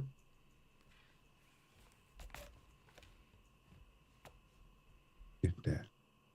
So he went from the black Muslim extremist detail, then placed on Israelite detail. Huh? At a delivery company. Pastor Malone recalls arguing theology with Simpson for hours upon hours. I was surprised, but not shocked. I wouldn't put it past him because I understood the sincerity of his beliefs. And he had expressed to me admiration, specifically for Osama bin Laden. He used the word hero. Why do you think he took that? Hey, but you know, My guess is he felt as if no one was doing anything to defend the prophet. See, he's going to narrate the whole thing. He know exactly what he thought and everything. They got one video where one other Jesuit is sitting next to him asking him, he told him, you're the foremost expert on Israelites. How did you get into this? Well, you know, Elder, you're looking at it Hold right on. now, right? Oh, let me put the earphone. What you say, Elder? I'm saying you're looking at it right now. Like this was like 10 years ago, 15 years ago. Yep. You're looking at it now. You know this is all a script. This is a Hollywood set. You get me? This is not real. There was no Muslim extremist. You get me? There was nobody talking to. He wasn't talking to nobody for 3 weeks. All of this is paid, plan, put in. It looks like a script. And that's what it looks like. It's a Hollywood script. You get me? Pastor Malone, like how did he get here? Coincidentally talking to this extremist. No, how did he get there? You know, CNN. Yeah, he was a pastor. You know, he was at work, and when you look at the article, it says that Elton Simpson talked about his fascination and admiration for Osama bin Laden, and he was just, Pastor Malone was just trying to bring him into the good news of the good Lord Jesus Christ. Huh? He was just trying to bring him into the good Lord, into the word of the good Lord, Jesuit Cesar Borgia, Jesus Christ. He was trying to radicalize him, and that's what happened, I just want sorry, Elder. Go ahead, Shabbat. We've for you new brothers and sisters, right? New is like a relative term, right? You may have been in the truth or following for, let's say, a year. This guy, we've covered this guy in the past, Vocab Malone. He has what is it, IMDb, which is the international. He's an actor, right? It's the international thing for if you're an actor or director, screenwriter, all of that. You have a profile. So he has that. He's an actor, Vocab Malone. But I did not know this. I don't know if you know this, Alder. Maybe you do. What? But Vocab Malone is not his name. Oh, his I know. Name is, John Mark. Hold up. If you believe his name is John Mark Reeser, Oh, right. John a disciple, Mark a disciple. Oh, right. So, but I know his name is a Jewish name. Right? I didn't know that. So, hey, all I know is it's a coincidence out of nowhere that I'm teaching on the street saying years ago that they're going to change the whole rules when it comes to terrorism and put it on black people to stop the awakening, which is Judah waking our people up throughout the earth. Only to come back and see a video of them now moving from an Arab to a black extremist with what seems to be a canned, scripted story. With the same guy they use as a preacher, and people need to check and see if he's still a pastor of this church, if that ever was a real, character or a real scenario. Church. A real church. Only for him to be what? Segue into following Israelites all over the earth. Everywhere. England, no matter where. Hold up. He don't work anywhere as far as we know. Who's paying him? He even came up to one of our churches in Cleveland. We were teaching outside with Bishop Anya and popped up out of nowhere. But why am I going here, folks?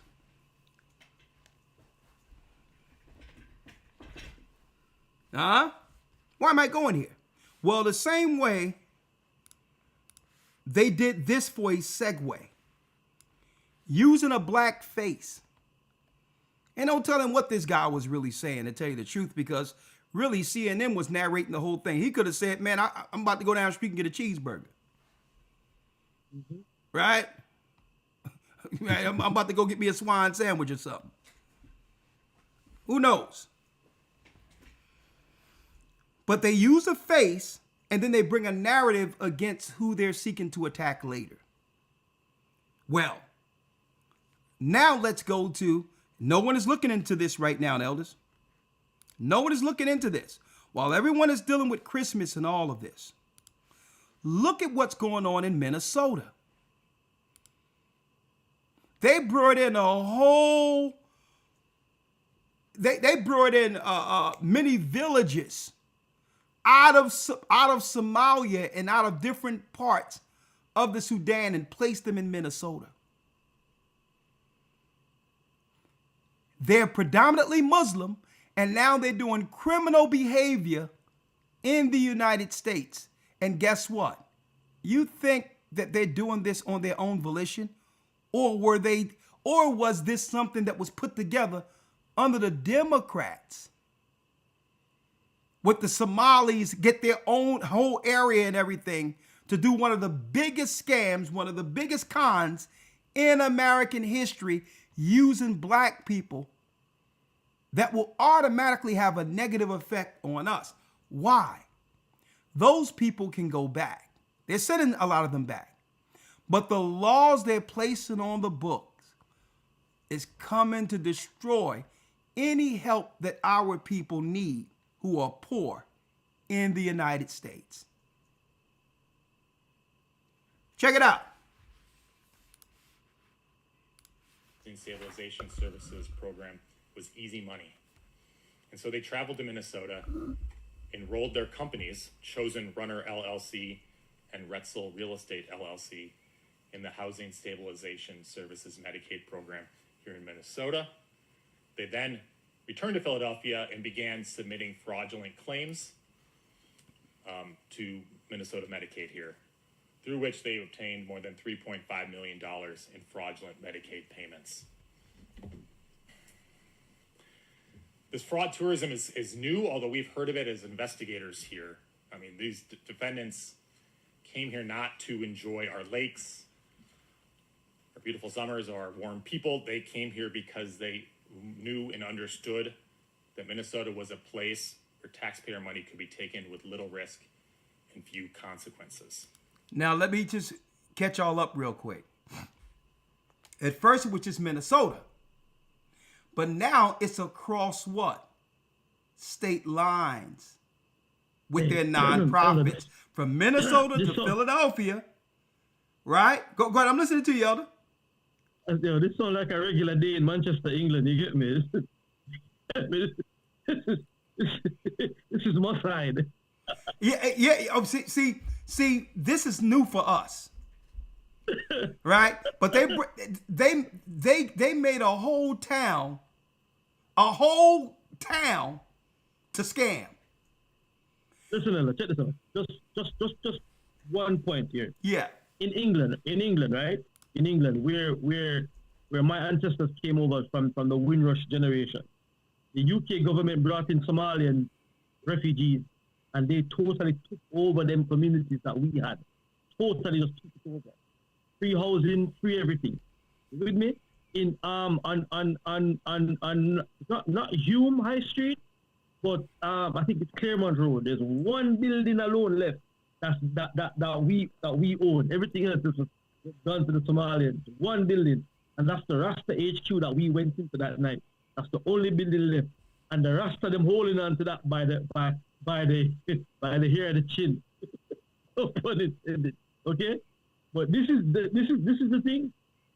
All of this thing that comes in, and like I say, new for America, right? But that's what they're doing. They're bringing it in to replace a set of people on the ground. You get me? And guess who that people that they're looking to replace? Guess who? You get me? Guess who? And they're doing it with the black face. Oh, but the black. Nah, man. Listen, I had a conversation, right? Yeah. With some Somalians, right? Yeah. And the Somalian guy said to me, "Oh, listen, I can trace back my ancestor to 26 fathers." And I'm like, cool. So that compounds the point I'm making, that when my ancestors were going into captivity on the west coast of Africa, where were your ancestors? Your ancestors were living normal, helping to facilitate whoever, the Arabs and the Edomites who were on the shores. That goes to show. And then he says to me, well, Abraham wasn't the first man to Africa. And I'm like, brother, I never said Abraham was the first man in Africa. I said Abraham was the man that brought arithmetic to Africa. That's what I said. You with me? So you, Mr. Somalian, you know the difference between your family and mine. Yeah? You know it. Let me tell you, Gocc, you're right on point. They know why they're coming over. Because they're playing the same position they have always played against us throughout history when it comes to them trading us. From the beginning. So let me tell you, there was a guy who came on one of the radio shows I heard earlier, and I'm going to play that Friday. It was an African dude who said, listen, we're your replacements. I don't know why you just can't get along with the white man. That stuff happened a long time ago. And as long as you fight, we're going to come over and take what we need for ourselves while you're fighting him. Quote unquote. This dude was out of his mind. But that's a whole nother conversation. But they know what they're doing. That's why they have, and that's how you know that this is a straight, that this is a straight game they're playing. They started off with religious extremism. Then they come up with Elton Simpson, this canned story in 2010, 2012, claiming that he was planning to blow up something and it was foiled through the FBI, right?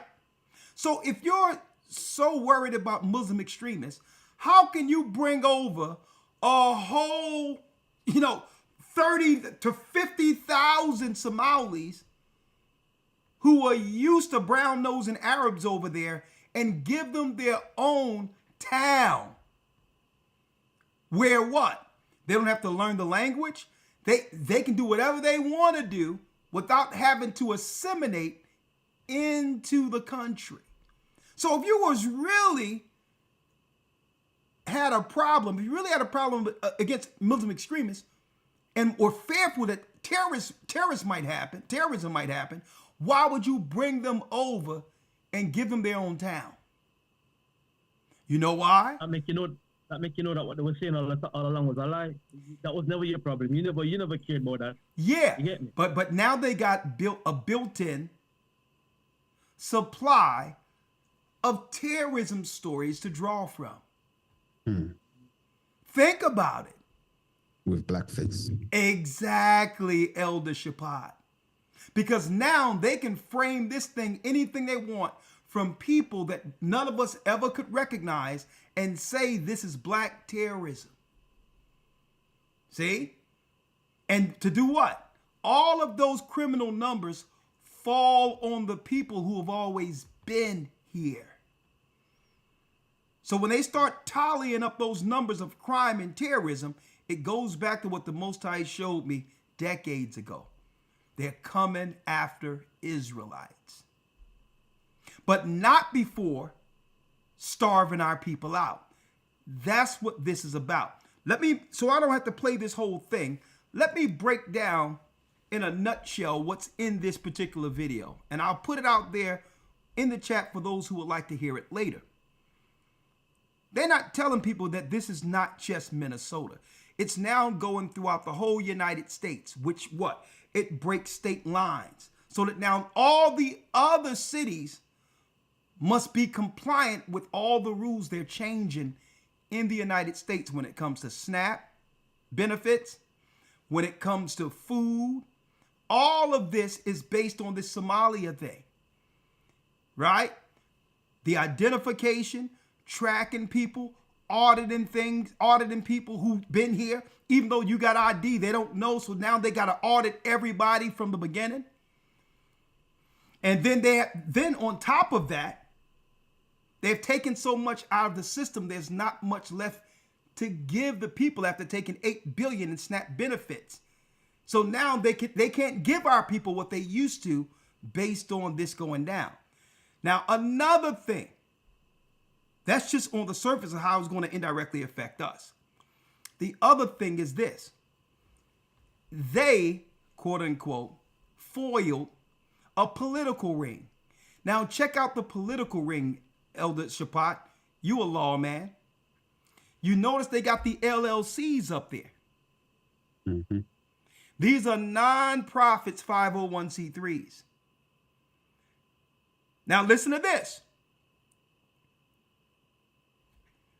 Politicians would get in position, find out where the money was when it comes to the money going to homelessness, abuse centers, autism, SNAP, whatever the case might be, and they would set up straw men from other countries to be the LLC.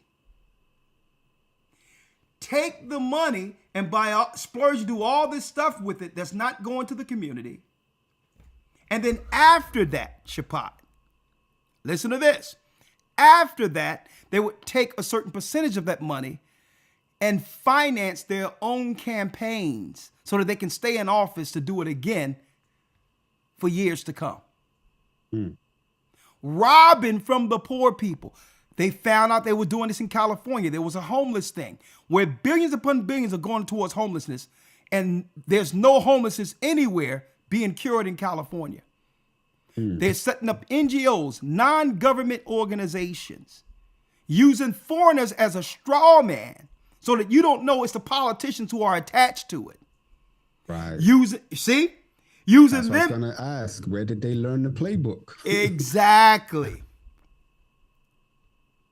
And now that's why you see Ellen DeGeneres, that other lesbian woman, I forgot her name, Rosie O'Donnell, while they went over into the UK and all of that, because a lot of these alleged stars are attached to these politicians who say, listen, there's just free money that's for the poor that we can take under nonprofits.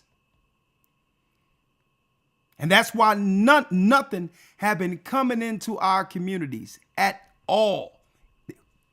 The people who work, who built the country, can get nothing. Folks, they make you think it's Somalis. The Somalis are just a front. It's just a front. Listen, they siphon all this money so that now they can have what? New laws in place in all the cities where now the money have to be distributed according to a new audit system where they can choose who get it, who doesn't get it. Now they can look into nonprofits or try to dismantle nonprofits altogether or change the codes where now they can do things to nonprofits they weren't able to do beforehand. See? Now they can go after nonprofits who was doing right and restrict them now based on this, especially those who are under 501c3. Right? So now this is them going after the Christian churches indirectly with this. Now, this is what's deep. A lot of entertainers was also in Shabbat with this nonprofit thing. Because they get nonprofits for tax sheltering so that they don't have to get all their money to the government. If they got this type of nonprofit to help the community, whatever the case is, then that'll lower the taxes they have to pay the government. Most rich athletes and or entertainers have a nonprofit for that purpose. Yes, it helps the community or help whatever organization, whatever people they're targeting with the organization to help. But on top of that, it gives them a tax break. Well, a lot of these so-called artists had political affiliations and was attached to some of these nonprofits too. And I don't know, I'm just putting it out there, but I know for the last a couple of months ago, I heard that Jay-Z and Beyonce was looking to move over to the UK. So there's a lot going on with this right now.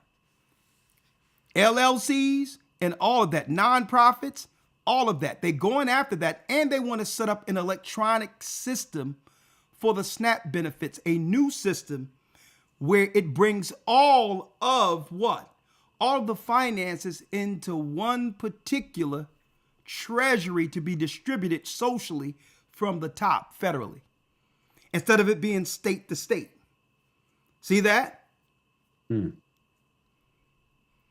Where now, to get in front of the fraud, they must now consolidate the whole distribution system to protect from any, fraud, as they claim. But now they're going to bring in a greater control mechanism over all of the United States. Identification and everything else when it comes to SNAP benefits and help, based on what they call, what the Democrats allowed and the Republicans. Okay. This is what they're going to use to change everything when it comes to being able to spend and or travel. And I think we touched on this in the academy. So they're going after the food. They're switching the system. They're going after the housing. And they use immigrants to do it. An indirect attack against Judah here in America, using the others. Right? Now, they're going after food. They're going after, they're doing all types of stuff when it comes to what? The healthcare systems. We have to watch our children there. But the last piece I wanted to show Shabbat, we have to prepare ourselves because they're recalibrating the whole system that will lead to what? An electronic system controlled by the top of government. Mark of the beast system they're putting in place using the immigrants. Yeah. And not just putting in place, a lot of the things they do, it's the, how do I say this? It's the, it's getting people preconditioned to accept these new terms and conditions, going back to those contract laws, because the believe it or not, Elder, we touched on this in the academy. I don't know if you remember this bit, but the technical infrastructure for this to happen, like having restrictions on basically what you can purchase and stuff like that. Yeah. That's been in place. And I didn't know this till like a few weeks ago. I think this was towards the end of the prior academy. But it's called, what Elder's explaining, okay, and giving examples, and they do it with EBT cards that, you know, they're pushing this thing now where, oh, they don't want you using your EBT cards to buy flat screen TVs when you should be buying food and blah, blah, blah. Every individual item has a barcode, right? And yes, there's each code, the way the lines, whether they're thick or a thin one, or how far the space in between, that is a digital representation of a number.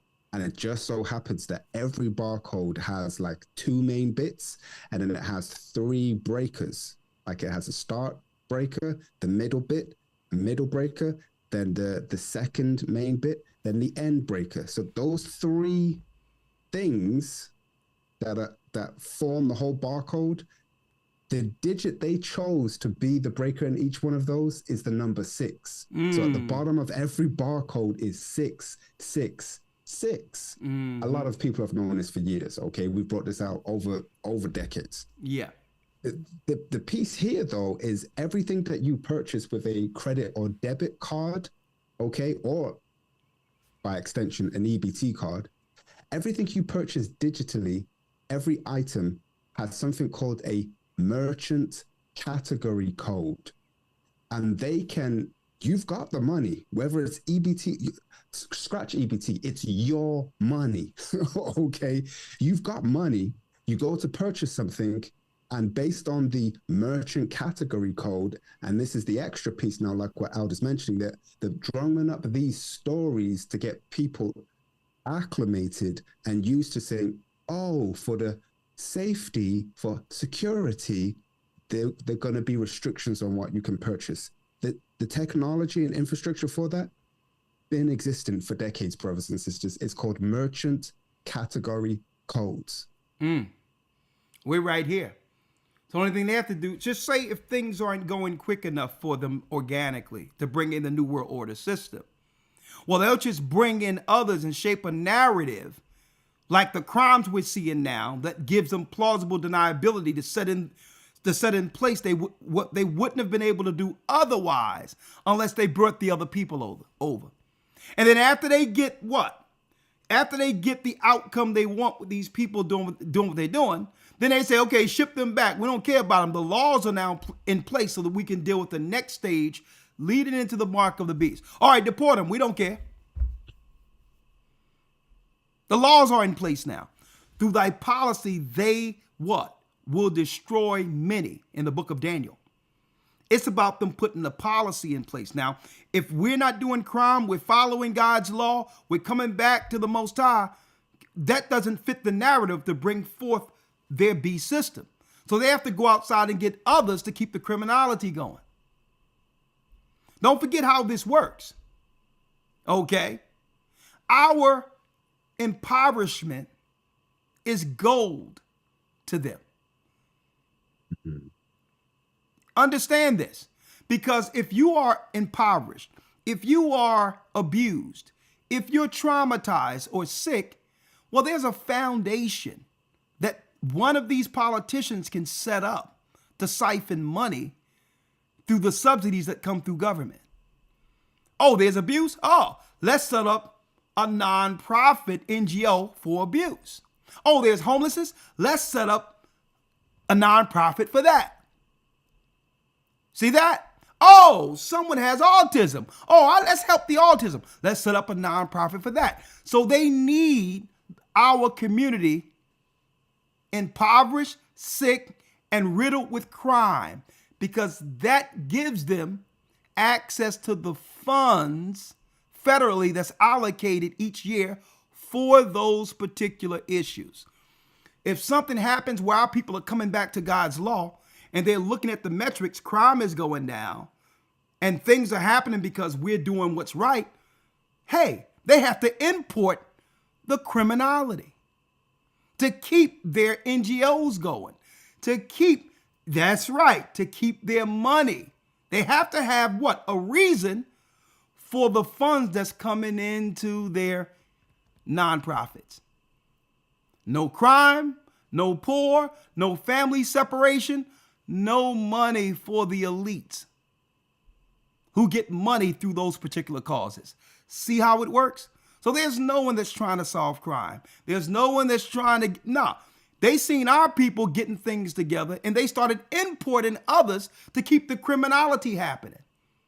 They have to show the metrics concerning the criminality that justify them getting money from year to year into their organizations. See how it works? And this is why they don't like this Israelite stuff. You're telling people to follow God, to be right, to be lawful. Do not steal. Do not kill. Respect one another. Folks, that's not financially beneficial for this system. Like in the UK, Elder, right? Yeah. I remember a couple of years ago when the twins was doing a documentary in Birmingham, and the police reached out to them and told them not to put it out because if they put it out that crime is going down, they would defund the police in that area. Oh my goodness! Are you kidding me? Yeah, the police approach them and go, yo, you can't put this documentary out because if you do it, we're not gonna have money coming here in our areas. Like for the 100% for the UK, right? For 100% for the UK, the police are given quotas to meet. So each district, each area have to meet a certain amount of arrests, a certain amount of charges. If they don't meet that, they don't get paid. They don't get funded for the next year. That's an incentive for them. You with me?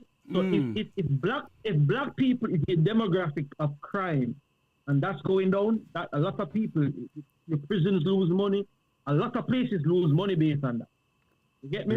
Your court system lose money because the judges, your lawyers, everybody get paid based on criminality going on. Can I read it? One sec. In Manchester, I know this for a fact, right? There's about 20 different factions of non-profit set up that get funding monthly. Mothers Against Violence, Fathers Against Violence, this against that, that against that. There's like 20 of them listed non-profit that gets funded every 3 months, every quarter from the funds allocated within the United Kingdom budget. So they don't want the crime to stop. They don't want that. That's bad for business. You get me? It's like even with this disaster thing with Jamaica right now. People setting up charities based on that, and the government allocates. So it's crazy. Like it's COVID setting up PPP companies. Yeah. That's what going on. So what you're saying, Ella, is right on point. That listen, if the crime goes down, what's gonna happen to the prison industrial complex? Who's gonna pay these guys? Who's gonna pay lawyers and judges and all of that? Who's paying? You understand me? That's why they need it. They need it to go on. Crime is a business. Check it, Jamaica, right? In 2010, they had what I'm called the Tivoli Gardens incursion, where they labeled some guy from Kingston as the most dangerous gangster in the Western Hemisphere. You talking about barbecue? No, not barbecue. No. I'm talking about Dudus Coke, Christopher Coke. Okay. Yeah. And they labeled him as the most dangerous gangster within the Western Hemisphere. Do you know how long it took the army to take down his area?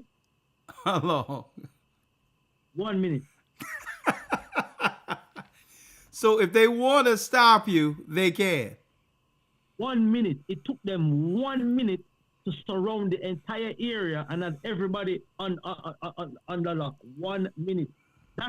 That information came to me from a friend of mine who works in the Ministry of Security. It took them 1 minute. So when them come out and them talk about crime and this and that, They have It's the them. technology. They know where all the criminals are. They know where all the gangs are. They know everybody. They know all the players in the game. They know it. But if they stop it like that, then that's the problem. They can't do that. Money stop. Can I Money read stop. it? Let me read it real Okay, quick. go ahead. What you got, your pot? Great point. On what both of you elders are saying. Romans 11:12. Now, I know scriptures, Let me get it for you. Okay, while you're getting it, we all know that the scriptures are manifold, right? And yes, this is about our downfall and everything, but in the same vein that you elders are speaking about, check this out. Look, it's crazy. Romans 11:12. Romans 11:12. Go ahead. Now, if the fall of them, modern language, crime, sin. Now, if the fall of them be the riches of the world, and the diminishing of them, the riches of the Gentiles. In plain English, when we fall, when we sin, modern language, when there's crime amongst us, they get rich.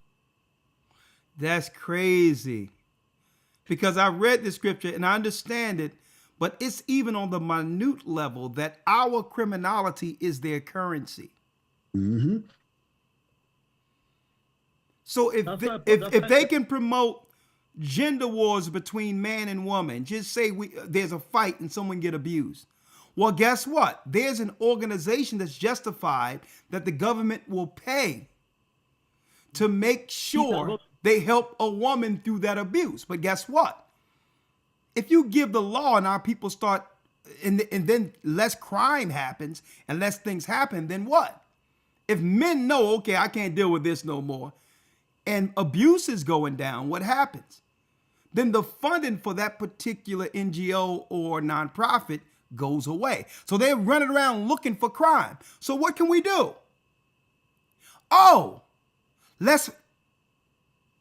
Usually when there's a battle or a fight, it's women. Hey, let's promote lesbianism.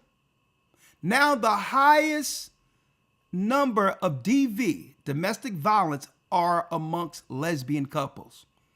Look it up. It's on the CDC website.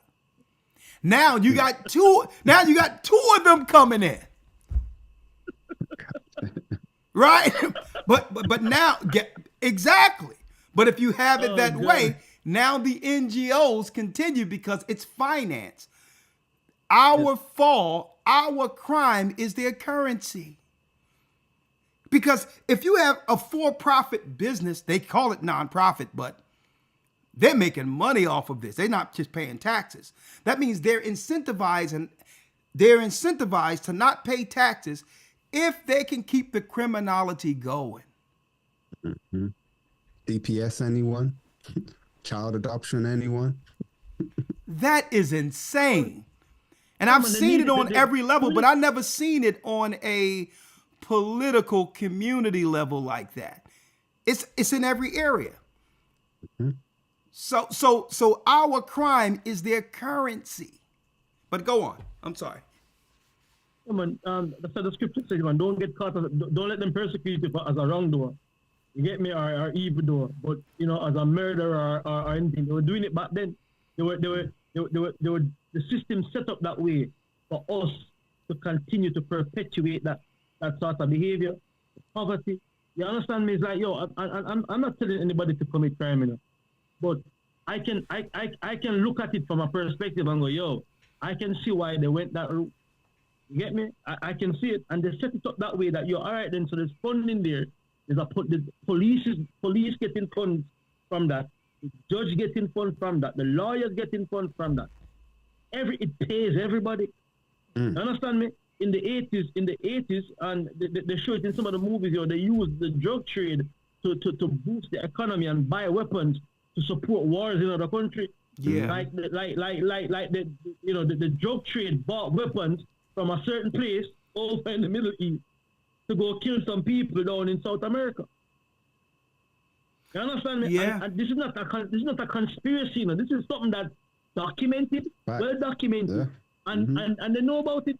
You get me? So when that incident took place with us in Birmingham, and the police was like, we don't want you to put the documentary out because we're gonna not get, they're not gonna fund us anymore. I'm like, wow. So you don't want the crime to stop.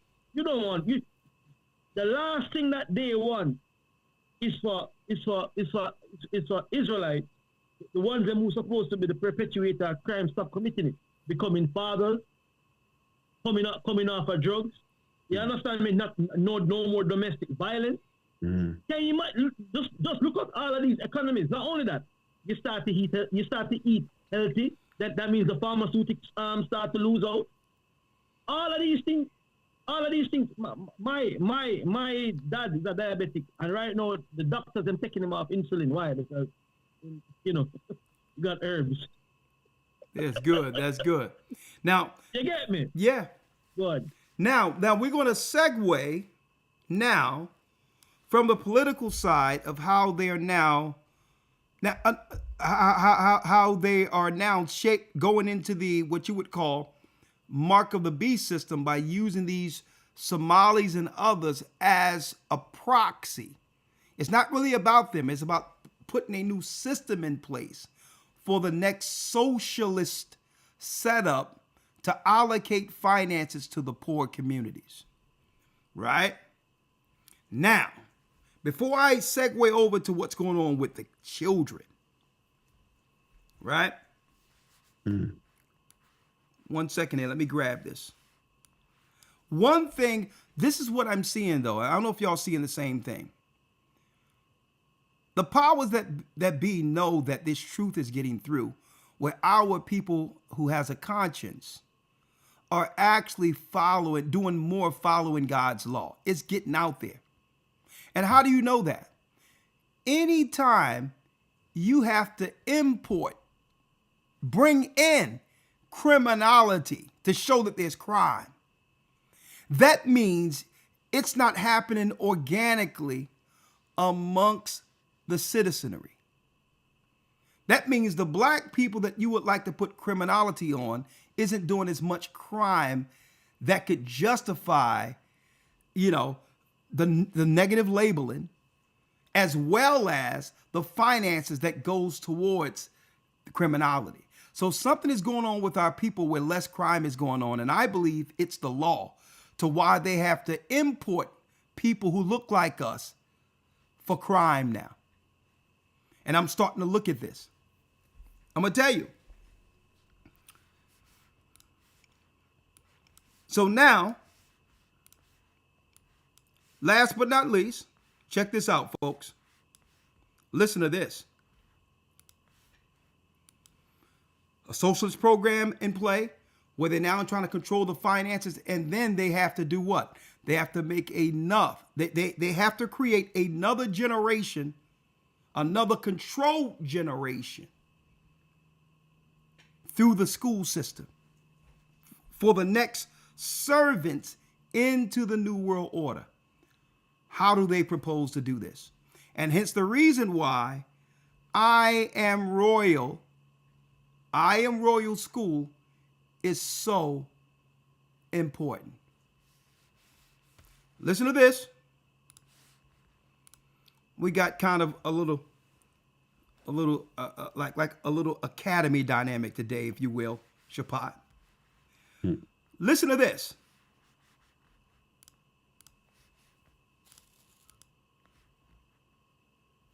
Well, as schools throughout California welcome students back, there is a change that parents should know about. It's a new law in California called the Safety Act. It has to deal with schools not needing to tell parents when their child wants to change genders. ABC 10 News reporter Nate Holmes shows us why not all parents are on board with this. A new California law has some parents concerned as it could limit their parental oversight when it comes to their children and them going to school. It's called the Safety Act, and it would go into effect in public school settings like here at San Diego Unified, the headquarters are just behind me. Now, this new law would actually ban school districts from requiring staff to disclose a student's gender change to others, including the parents, without the child's permission. The first person you need to notify is the parents. I really benefited from having teachers who were willing to give me that space to explore things like my name and my pronouns. California is the first state to explicitly... Now let's talk about her They always get someone, an actor or someone like that alleged to come in to justify this madness of how this was such a good law for her. Now, I'm going to play this all the way through, but I have a fix for this. When I was growing up, right, William Penn was an all-girls school right up the street from us. They had all-boys schools. Right? And sometimes they had unisex schools, or the majority of them were. Male and female, excuse me. If this is what y'all want to do, all these empty buildings, get a school for those who would like to do that. An easy fix. If this is the stuff you want to do, outside of the normalcy between man and woman, how the Most High created boy and girl, have a building where the teachers are like that and the parents who want their children to be associated with that all together with their own schools. But that's not the plan. Their plan is to what? Is to infect our children. Because if it was just about being safe, all these empty buildings everywhere, you know how many schools and closed down in the United States? Why don't they just have a school for themselves and just knock yourselves out? And folks, why are they indirectly doing this to public schools? Who you think this stuff is going to affect? Poor people. Hold on. Hold on.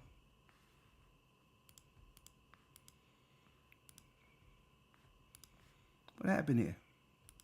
Oh, there it is. It's going to affect our people more so who are poor.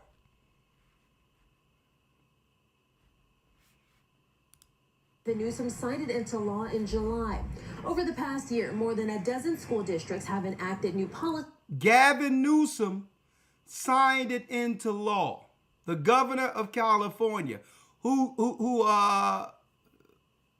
will eventually run for president next. He signed that into law, seeking to run for president, right? About gender transitioning students. In May, Lakeside Union passed a parents' bill of rights that calls for staff to notify parents of students' actions related to sexual transitioning. So how is this not, with adults teaching this or keeping it from the parents, how is this not grooming children into being gay? Faking gay. But let me ask you a question, Ella. Like, what's the response on the ground from parents? What are parents saying about it? I'm going to tell you the truth. I'm going to tell you the truth, Gocc. Parents don't know. They don't know.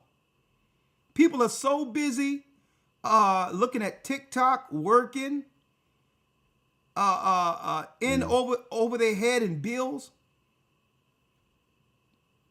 They just don't know. And now they're trying to sign into law where it's protecting the child by not telling the parents. So now you're turning the child out. You're grooming the child into another sex. And it could be what? It could be a person, 9 out of 10, any adult that would do this, you know they're into some crazy stuff. So these are the people they have in our schools now. You know, Elder, right?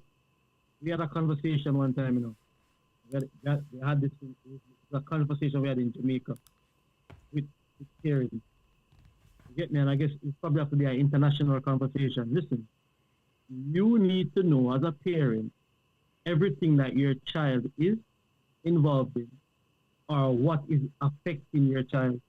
That is your responsibility as a parent. That you need to know what subject, who's teaching. You understand me? You have to be actively responsible for your child. Because if I was here and my child, and that was something that I heard was even remotely near to my child going to school, that would have been the last day to go into that school. And if I'm in a country that's supporting that, I'm gonna migrate. You understand me? We have to get more active with our children and more active with the protection of our family. with me? We have to get behind that, behind protecting our families, protecting our wives, protecting our children. You understand me?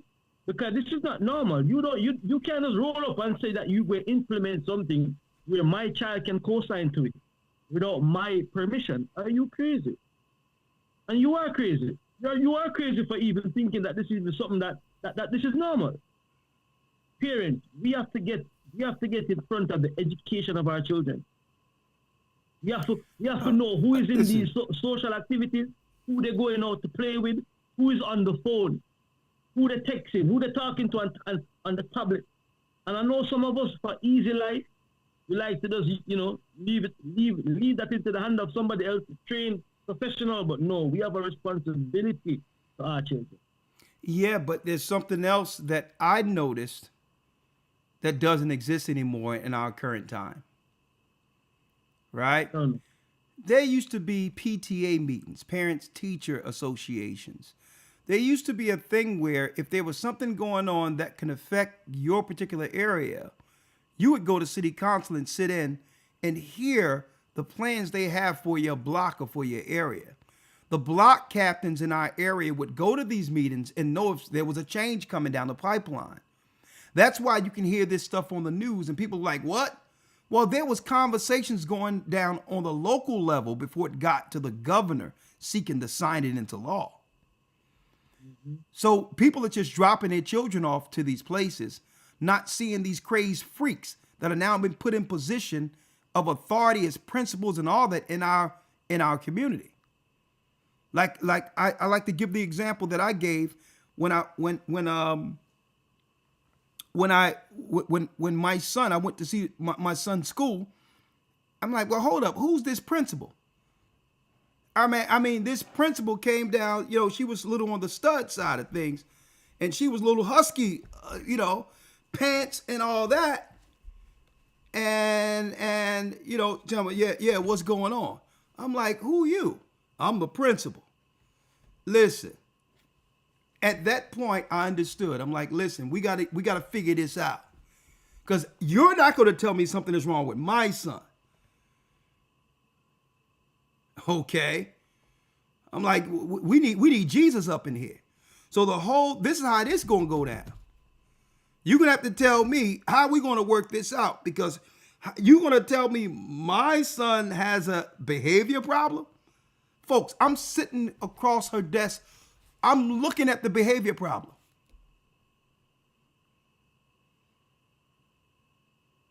I'm like, husky sitting there, no neck sitting there, got a strap holding her breast in it so that she can come off like she got chest, like she got pecs or something. I'm like, listen, this is how this thing gonna roll out, okay?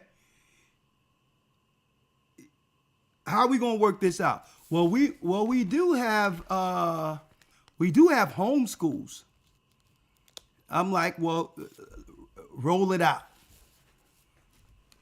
I was working at home. I can teach him at home, because when I seen this, and this was 2007, 2008, I'm seeing this. I'm like, who are they letting up being principals now? So we have to go up in these schools, find out what that teacher believes, because what you believe, if you was a teacher, guess what? That would rub off on the students. If you know the truth, you carry the truth with you. If you got somebody with LGBTQ and all these radicalized thoughts and all that and don't believe in God, believe me, whatever they believe in is what's influencing your children every day. We used to have meetings back then.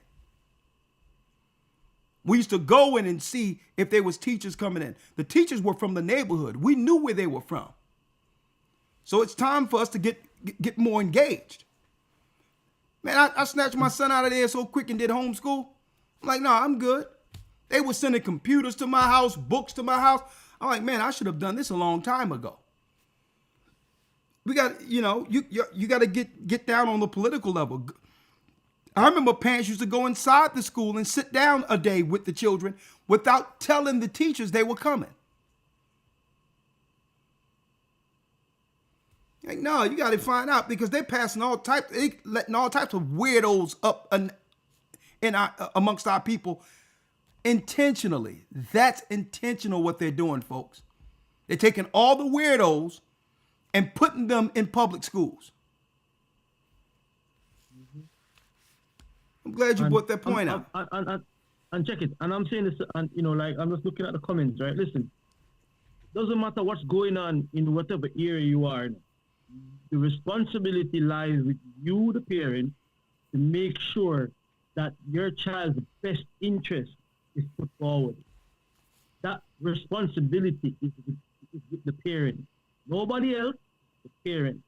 So nobody should come to you and tell you what they think, right? Yeah. Is best for your child outside of your consent, outside of your approval. Listen, nobody has that right. We tell them straight out. Listen, this is my child. My child, according to our religion, these are our core beliefs. We don't deal with any at all holidays. Yeah, right? Do not invite my child to that. We can find an alternative thing for my child to do at any time. Any assemblies when it comes to LGBTQ or anything outside of my moral line that's drawn by us in our home, our child cannot be a part of it. And guess what? This is no disrespect to you all. All right? But these are the rules that we have in our house. I don't want to have to, every time my child come, undo what y'all have done to destroy the mind of my child. Right? I'm going to tell you, arithmetic, reading, math, and arithmetic. Just give me that, a little history, whatever the case is. But folks, brothers and sisters, we have to get in front of this. Let me finish playing this real quick if y'all don't mind. There's more. Also, an ongoing federal lawsuit over an Escondido School District privacy policy similar to the Safety Act. Now, as of right now, it's unclear how the new law will impact freedom not to snitch. So why are we acquiescing to the vast minority of what concerning what their sensitivities are? When the majority of people aren't like that, why are we changing laws? That affects everyone. Should be fired. Folks, this is the governor of California.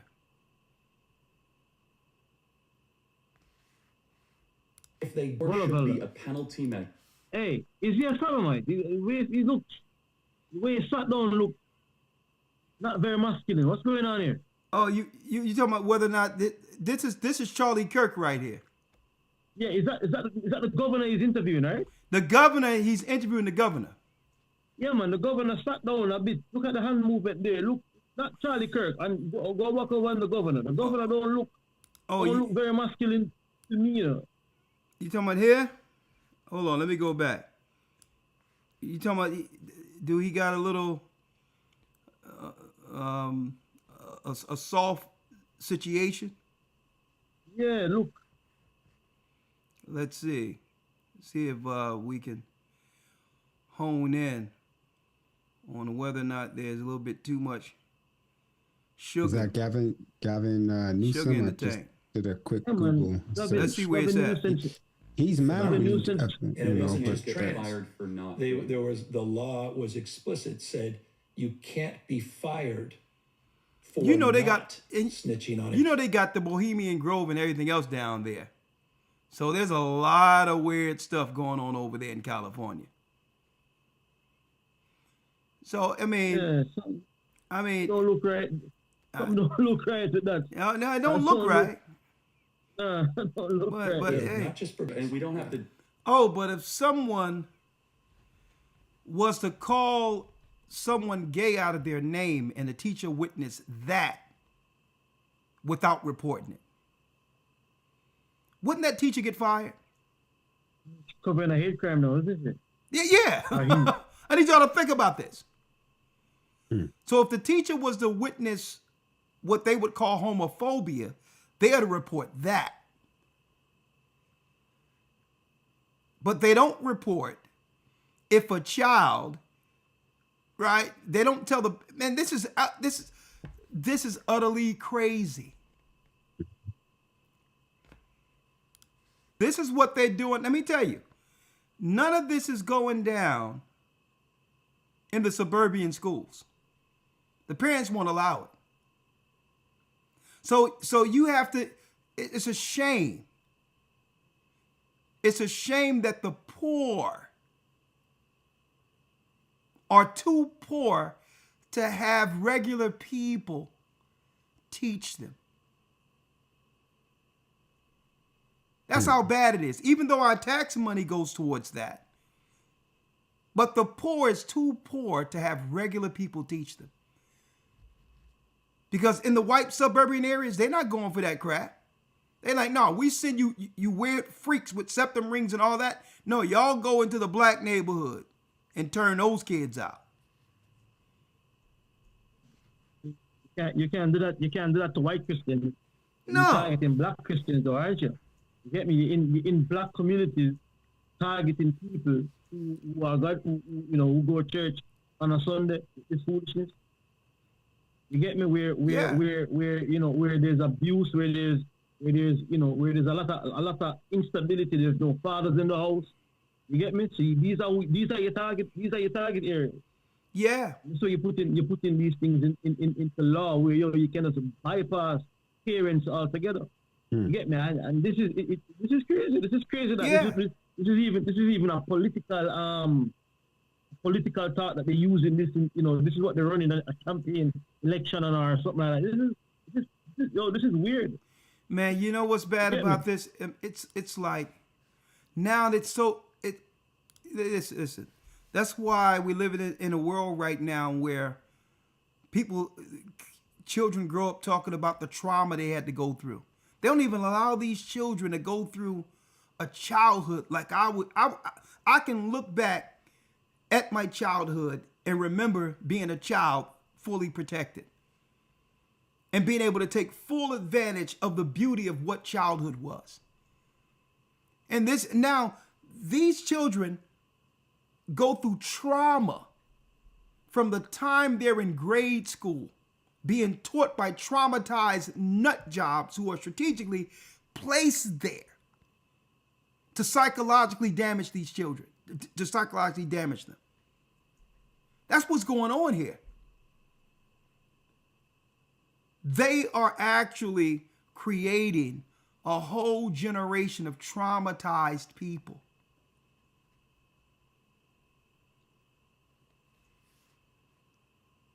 Yeah. And make it where the child can be a girl at school. But what?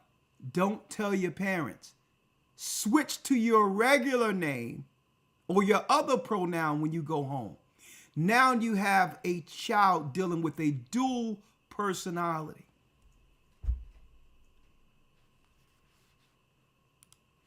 And the reason I'm bringing this out is it's so important what the Most High is doing with I Am Royal School. I'm going to tell you that right now. I'm going to be making a lot of announcements on. I can't thank the administration for our school all throughout the earth, for the brothers and sisters who are part of it. I can't thank them enough for this. This is a godsend because I'm going to tell you, we're dealing with a psychological assault on our children. Mm-hmm. Indirectly, this goes right back to us, and the synagogue of Satan knows it. That this is how they can indirectly destroy our children before they get an opportunity to stand in the spirit of who they are as God's people.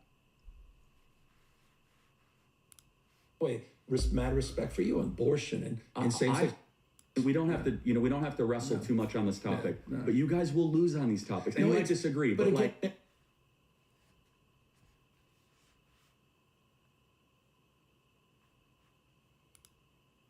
What happened there? But explain why, because of your school district, you've had to lie to parents. Well, a policy was rolled out to all teachers, and it required us to, when meeting and speaking with parents, to withhold critical information about their child's mental and emotional health, and specifically refer to that child by one set of names and pronouns in front of parents, and then during the school day, change to another name and another set of pronouns that parents were unaware of. Right. So basically, I was teaching this child to live a double life. Man, oh man. So explain, and you've had a student or students in your class who this applies to. How did that make things challenging for you? Well, it was tricky. It was confusing. A teacher is a very busy person. And in addition to my roster, I was supposed to memorize names and various unique pronouns for a number of students. This is becoming a fad, especially with young. Man, I wish you would. They trying to get somebody damaged. They trying to get somebody to see that light. I'm telling you. Girls, and empirical science has proven Thank that. you, Will. So I had no less than 7 girls that wanted different names than my roster, variety of interesting pronouns like they or zir and so forth. It's very difficult for me to remember that in a busy, hectic, moving environment. Right, no kidding. And then I would imagine you would get in trouble if you didn't use the right pronoun that they wanted, and it would just simply be by accident. The governor's office did put out a statement. It said, federal law is clear that the governor is not a proper party in this case, and we will be moving to have the governor dismissed in short order. But it sounds like, Paul, the judge ordered the AG and the governor in on this case as well, right? The court, the court ordered them to be named as defendants. The school district pointed to the state and said, the state is the source of this policy. And we've had the governor and the attorney general sort of defying the court's order from a distance, and now they're roped in directly under the court's jurisdiction. And Paul, ultimately, you guys are involved because this is a chance to once and for all end this kind of policy. Go ahead. What you saying? Are they saying what they're doing is illegal? Yeah. It's crazy.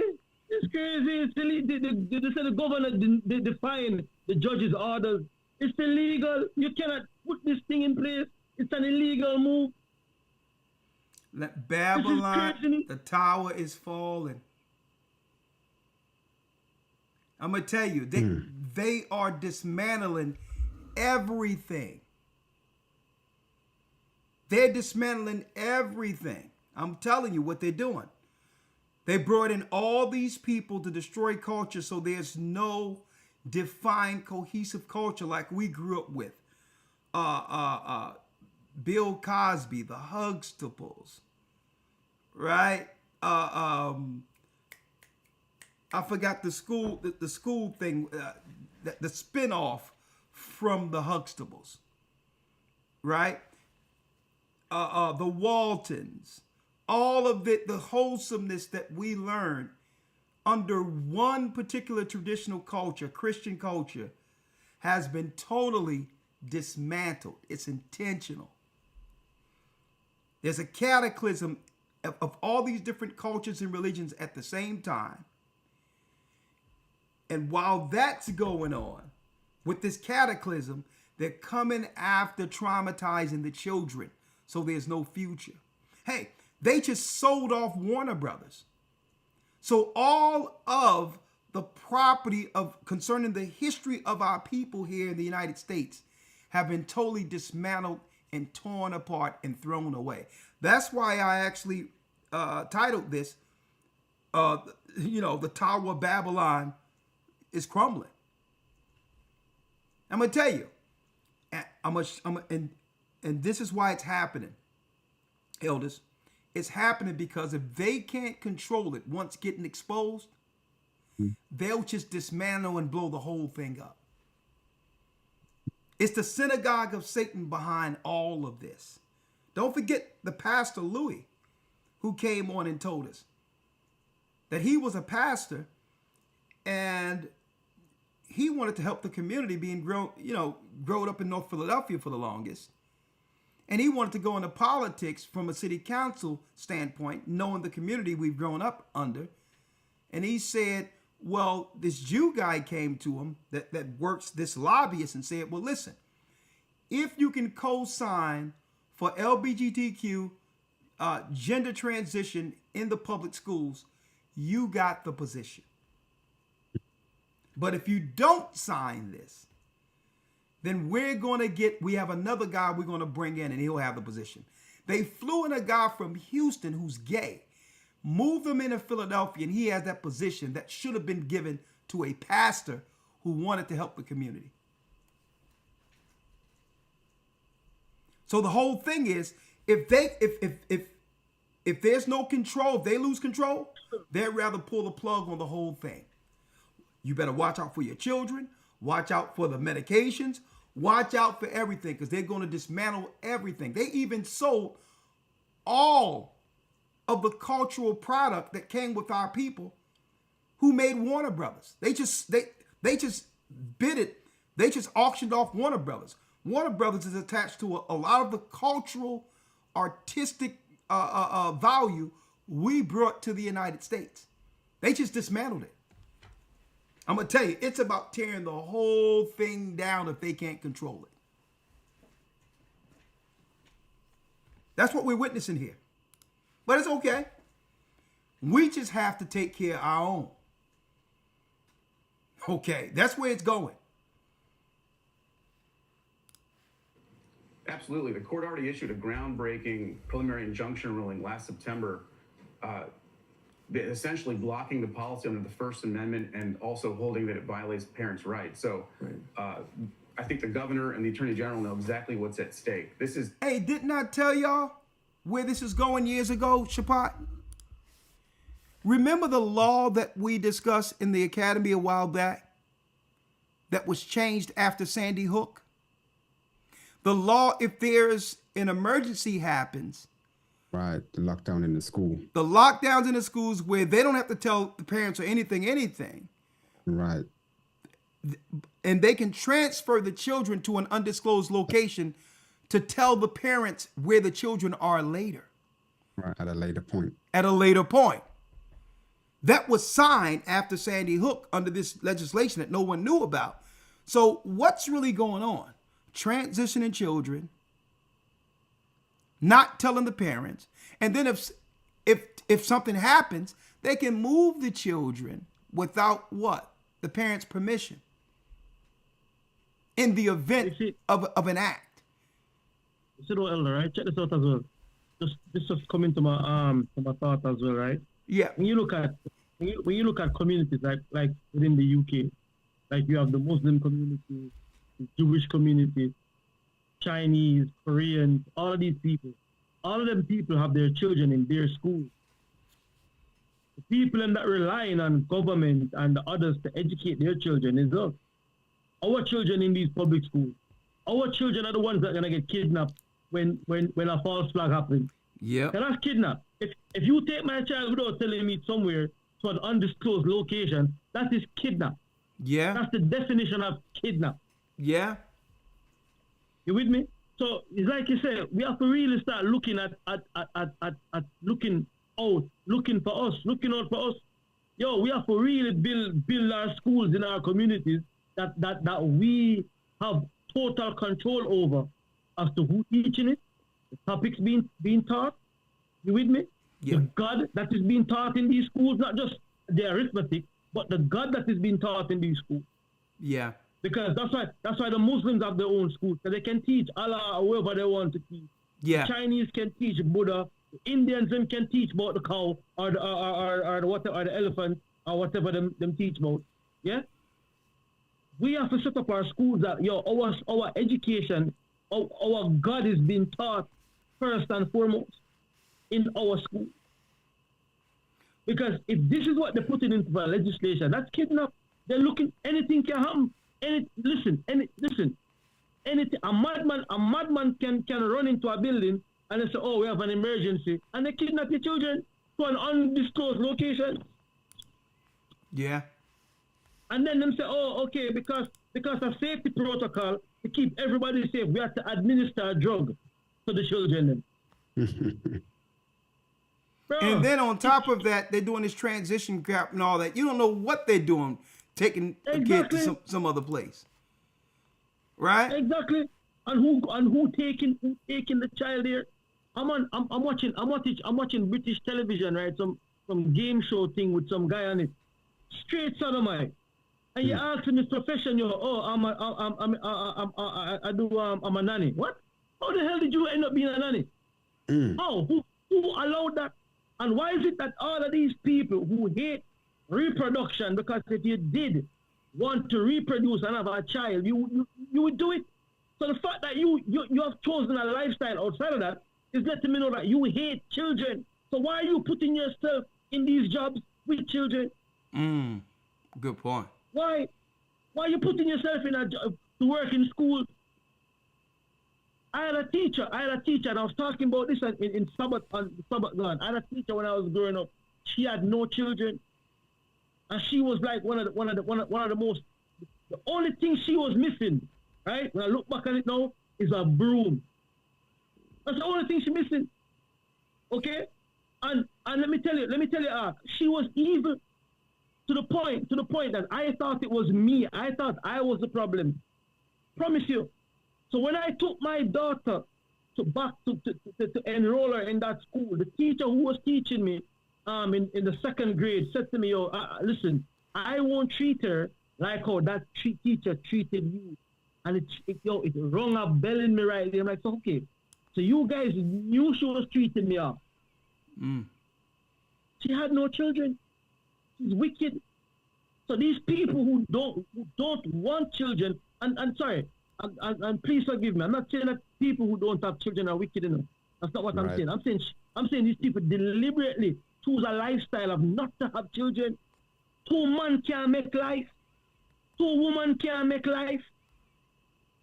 It's not happening. So if you choose that lifestyle, that means you choose not to replenish as the Most High commanded you to. But yet still you would find yourself in these schools, in these areas that directly affect the children. You got this governor here right now that looks soft like sugar, right? Out there, right? Looking, we need to do a law right now where the children, where we can, where the don't have to report to the parents. Yeah, don't snitch to the parents. Don't snitch to the parents. That your boy is wearing a dress while at school. What is this craziness? What am I hearing? A governor. This is foolishness. And this is and these people do not, like the Bible tells you, man. The Bible tells you these are despisers of God. Yeah. They despise the image of God. Romans 1:20. They want to corrupt the children. They're there to corrupt the children. Yes, that's the whole purpose here, is to corrupt the children, is to get into the minds of the future to come. Is to corrupt the children's minds, to corrupt them from now, to traumatize them, to allow them to be opened up as vessels to your demons. Them. Well, let me pull this up. I might as well pull this up real quick, and I'll bring you back. Right now, with the limited students we have, about 300 something odd students, it's costing the church. It's costing us right now $10,000 a month just to teach the children we have. And it's nonprofit, faith-based online school. And we're doing this out of our own pocket, right? But we want to be able to sustain this. So we didn't want to put any stress on the parents. The parents are going through enough, right? But eventually we're going to have them donate something to put in the pot, because we're sustaining a pilot program to see how it's going. But it's going so good that there's no way we can stop this. The children are learning on the next level, and they're learning by those who understand the truth. There's prayer involved. And I mean, this is a godsend, actually. A faith-based online school program, right? So What I want brothers and sisters to do to go to Gathering of Christ Academy, I'm going to place this in the chat.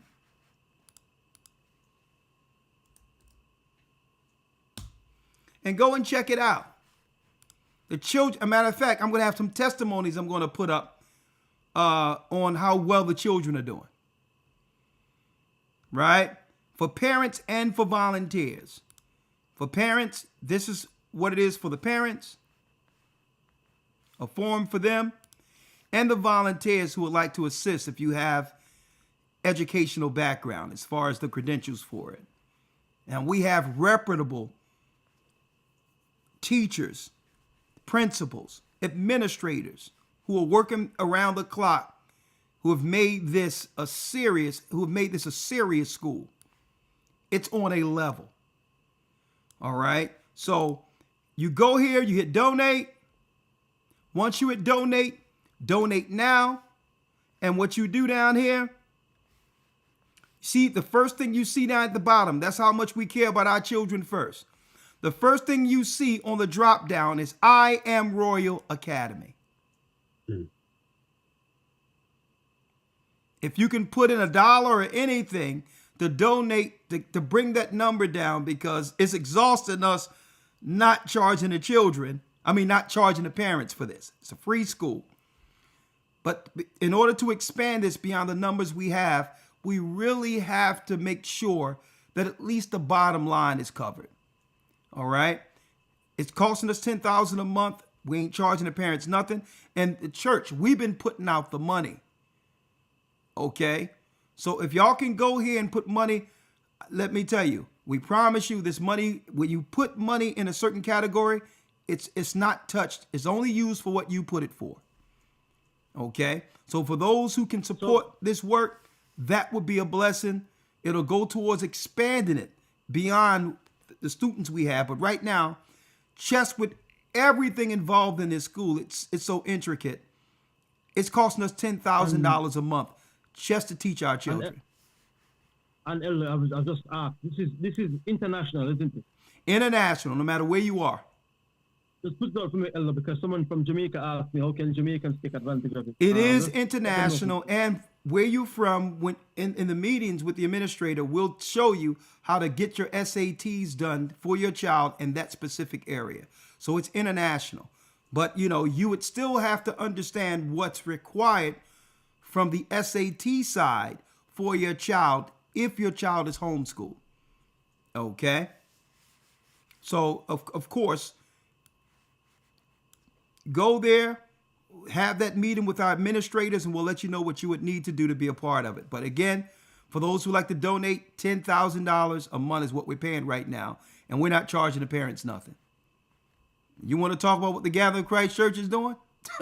Through the Spirit of the Almighty?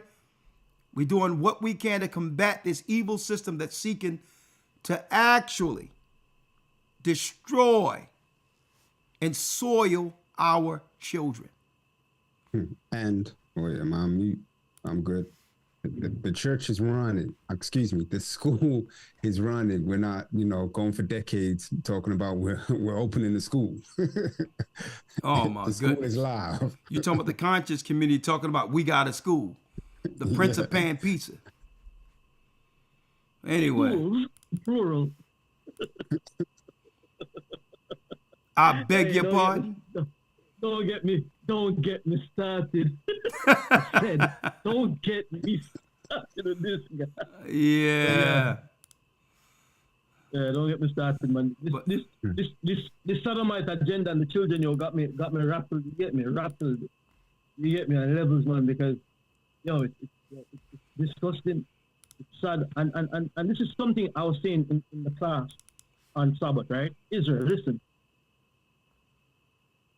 We have the ability, the capabilities, the intellect, everything that you can think about. The Most has given to us for us to build, for us to come out of the rat race, the struggle, the curses. We have the ability to do it. Yeah. You understand me? The kingdom cometh not by observation. We cannot sit back and expect to have a kingdom without putting our hands to the plow and putting in our efforts into, it's not going to happen. You get me? And I think that, like I said, it's that our responsibility to our children, our responsibility first and foremost to our God, to our families, to our nation. We have to take it seriously. Yeah. And if we don't take it seriously, if we don't take it up in arms, like, listen, this is a good effort. If brothers and sisters came together administratively to put together a school for our children, we should support it to the fullest, and we should encourage others to join it and be a part of it and take them children out of foolishness. We should encourage it. Yeah. Listen, we have to get our families, our children, out of the mockery, out of these schools that is teaching them madness. Worse again, if our excuses, something, the job, the work, the everything is getting me down. At least put your children in a place where people are not going to abuse them. Then, you understand me? Exactly. Put them there, get them into that, get them into a school that they can, at least they're learning about God. Yeah. At least you know that. And at least you're not gonna hear, you need to get vaccinated to come in for next semester. Or if the school fee is not paid, you won't be able to attend. Now, man, this is voluntary work, but the people them doing it need to sustain. We have to be behind it. Yeah. The only requirement is to get behind your children and make sure you're engaged with the upward progression of your child. That's the only thing required. You don't have to go to the doctor and all this other stuff. That's ridiculous. Have a health, what they call a medical procedure done before you can actually come to school to learn. It's crazy. But anyway, Gocc, let me finish. Let me finish this one. Then I gotta end it with that madness that Israel is in Africa garbage. One second. Let me finish playing here. For whatever reason, this has been a top priority for the state of California, and enforcing these gender secrecy policies, and this case presents the best opportunity to sort of undo that in California and throughout the country. Right. So they're doing this right up under our noses, folks. During the holiday season, there's always something weird going on, but people are so busy with the shopping and all that. This is when government comes in and bring in crazy policies like this. Right? So it's our position as watchmen to put it there before you and let you know that, hey, they're coming after the children. Right? They've lost this generation, and understand they know that we're not listening no more. This generation isn't listening. So eventually it's going to be about snatching children. Whether they try to claim for whatever reason that the child should not be under your care, that's where it's going, so they can be up into this garbage they're pushing right now. They're going to do everything to begin to separate the children from the parents. How to do this? Well, if they set up the SNAP benefits and all that and start taking stuff away where you can't even provide for your child, now they can call in CPS to say, well, we're there to at least make sure the children can eat. Right? So if they take everything away where you don't have the housing or nothing, your child becomes a ward of the state. That's how they looking to train the next generation without the parents' influence. Folks, that's the new world order we're going into. So I wanted to put it out there. We need to be on top of this. Right? Land, food, all of that, folks, we're working it. We're working it. Land, food, you name it. Provisions, grain, you name it. We're not just learning the truth and teaching the truth. We're preparing for what comes next. Why have the truth and don't prepare without preparing? That's a fool. So also, our children are going to need an alternative for learning. They need an alternative place to learn. Right? And hey, we're going to do it. We're doing it. All praises be to the Most High. Support the work. Now, one other thing, real quick. And I'm not going to spend too much time before opening up the line. There's a brother out there who put my picture up next to his talking about a debate with Elder Ricard. Really don't know this guy. And that's fraud in of itself. Putting my face up there to try to do what? To try to bait people, fake bait people into clicking on your channel, thinking they're going to see a debate. That's a lie. By putting that up there, knowing that there is no debate. But people use my face to clout chase. That's what they use my face for. Okay? I'm not into no mess with no debating some foolishness about Israel being in Africa. That is foolishness. You can only teach that madness to people who never have gone anywhere. Okay?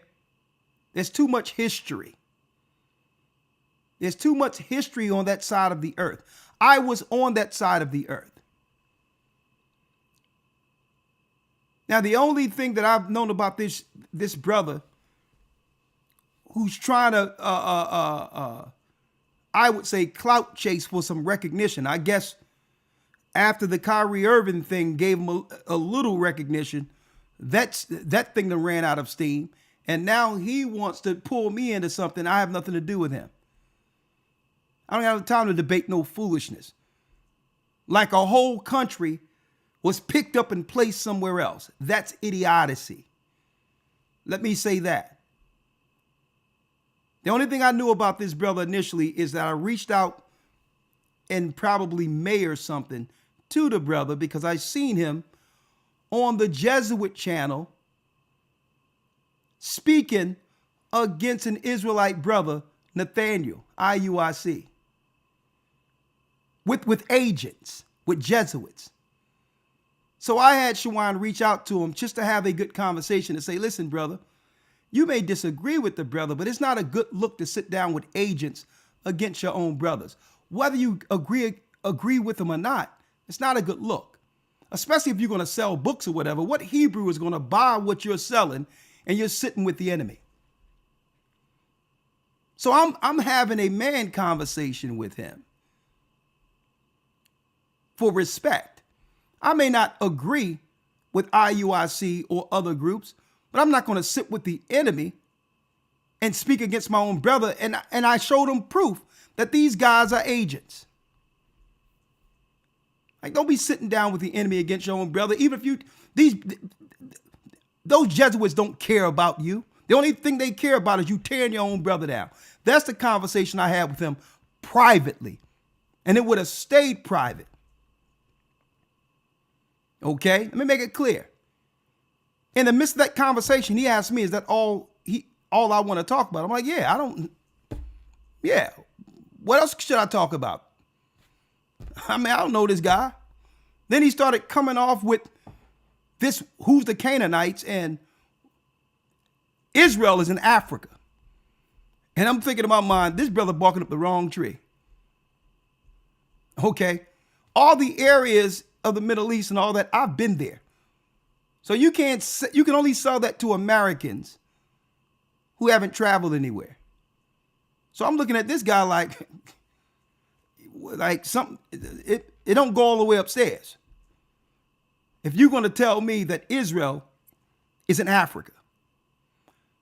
But in respect to him, I said, you know what?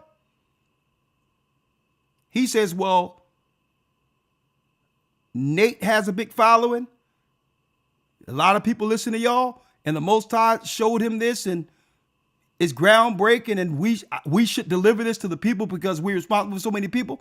So I said, listen, brother, I'll look into it.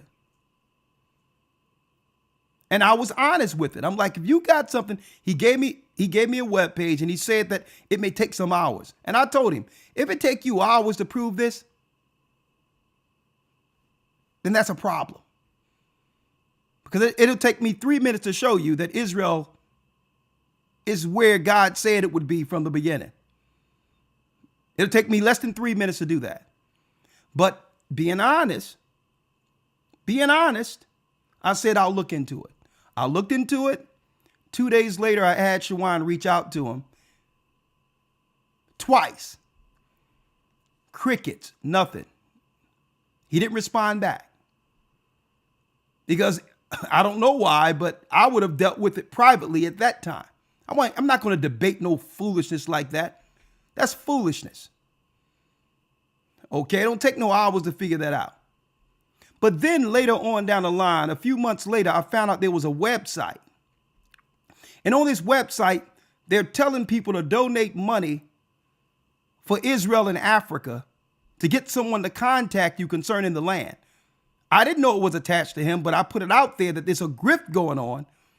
Now that Africa, the Wakanda thing with Africa and Pan-Africanism isn't working, there's a new grift. A new African grift saying that Israel is in Africa. Okay? That's a grift. Why? Because when they live in these countries, these third world countries, there's no upward mobility financially that they can do in those countries. So they have to find a way to engage Americans to get money that's worth something so that they can survive in these third world countries. That's what that is about. And I'll put it out there. Okay? I'm not debating nothing. We got a church to run. Okay? So when someone use my face for something, to say a debate, and you click on it and there's no debate, then you know you're dealing with a liar. Yeah, man. Someone just put it there right away. It was a 6-hour stream for 2 days talking about some debate with you. Oh, what? It was a 6-hour stream over 2 days talking about a debate. Now, GOCC. Listen. You know what, man? You know what? It caught me as well because I clicked on it. I'm like, yo, what the hell? And Well, then when I heard this African Israel stuff, I'm like, nah, man. It's just some brothers sitting around talking to each other. I don't got no time for that madness. But I just wanted to put it out there so that people, clickbait is what they call it. So people understand that many people use my image to get recognized. Okay? Instead of doing the work of Christ and doing what they need to do on their own laurels, they need other people to be seen. All right? So I wish the brother Godspeed. I wish him well. All right? That's all I can say. I don't want to call him. I don't want to talk to him. If he want to sit down with the Jesuits, I'd rather him sit down with the Jesuits so we'll understand who the enemies are going forward. Okay? I understand why he was sitting with the Jesuits now. Now, just so that people can understand, and real quick, 1 second. Even though I don't really have to do this, I just want to show y'all something real quick. What do we have here? We have a map from 1200 to 1050 BC, where this map is the ancient map overlaid by the current modern Israel's map. A UN map overlaid to show the 12 tribes of Israel. And as you all can see, this is why that brother need to get in a class and learn something. As you can see, here are the 12 tribes right here. You got Lebanon there. You got Gaza Strip here. You got Egypt here. You got Mediterranean Sea. All of this geography can be found in the Bible. You got Jordan here, and you got the tongue of the Egyptian Sea down here. This is geography. That's why the Bible says avoid foolish and unlearned questions. You mean to tell me he's going to make you believe that the Most High, that this has been picked up and been placed in Africa somewhere, that only he know where the promised land is? I'm like, who are you? Who is he convincing with this mess? On top of this, in the academy, you need to get in the academy. In the academy, we show the Wailing Wall was a part of an actual, folks. It was an actual tower that was built as a fort for Vespasian and Titus men to come against Jerusalem. That's parts of the Wailing Wall.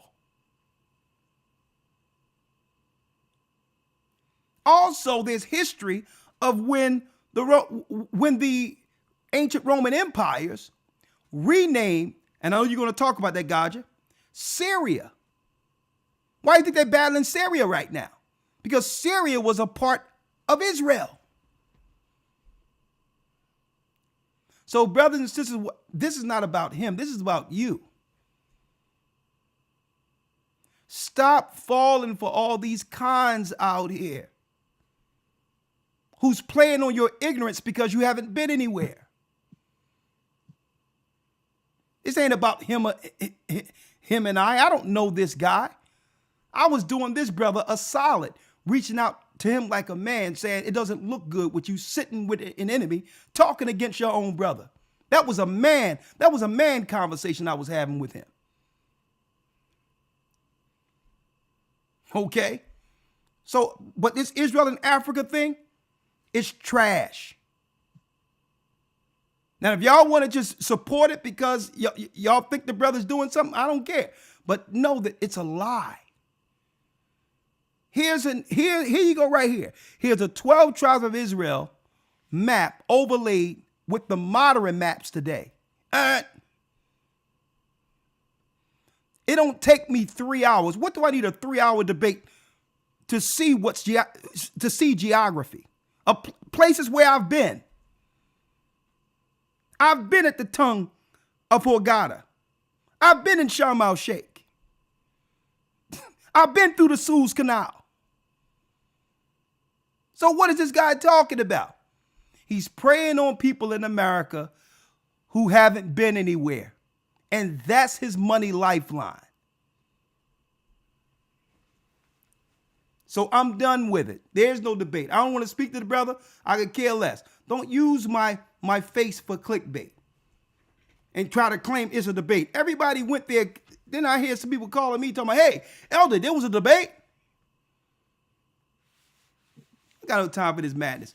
Go ahead, Elder. I'm done with it. I was gonna bring in that point on Adrian, Roman Emperor Adrian, in 132 to 135 AD, changed the name, the land of Judea, right? The land that they call Palestine now, that was known as the land of Judea. They changed the name and call it Palestina as a link to the Philistine, knowing that the Israelites were fighting the Philistines. They did that.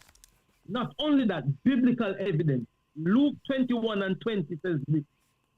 And this is Christ speaking. And when you shall see Jerusalem compassed with armies, then know that the desolation thereof is near. So my question would be to anybody telling me that Israel is in Africa, is like, yo, when did the Roman army go down sub-Saharan Africa and surrounded any territory? Give me that. Give me the history on that. End up. The scriptures debunk it immediately. It doesn't make any sense. The landmass of Israel that you see right now, Israel is the center point of the earth. It's in the middle. North of it is Russia. To the west of it is America and the rest of Europe. To the east of it is Asia. To the south of it is Africa. It's a trade zone. Yeah. Right? That is why they're fighting for power within that region. That's why they're going after Iran, Iraq, Syria, all them areas they're going after it. Because whoever controls that area controls the earth. Yeah. So the whole thing is, it's just people clickbaiting, using, and guess what? I'm used to it. There's no, people know me, there's no sweat off my back. I'm not going to lose any sleep. I'm more concerned with the stumbling block that comes with people seeing my face associated with something that I have nothing to do with and may get dissuaded off of the path. I'm more concerned about that. To me, listen, I brush off so much stuff. Listen, we have work to do. And again, there's a simple conversation that anyone can have with a person, moving him to the side, who would claim that Israel is somewhere else. Well, you have to flip it. Listen, I'm not going to go back and forth with you. You're saying Israel is somewhere else. What's that modern day country? Go. Obviously, there's something in your mind that's telling you that it's someplace else. Give me that country. And you know what? They'll start talking around, misdirecting, asking you questions. Oh, do you want to go to the book of Leviticus? No. Give me the modern day country where Israel is. And 9 times out of 10 is where he's sitting his behind trying to get some money to have you come to where he is.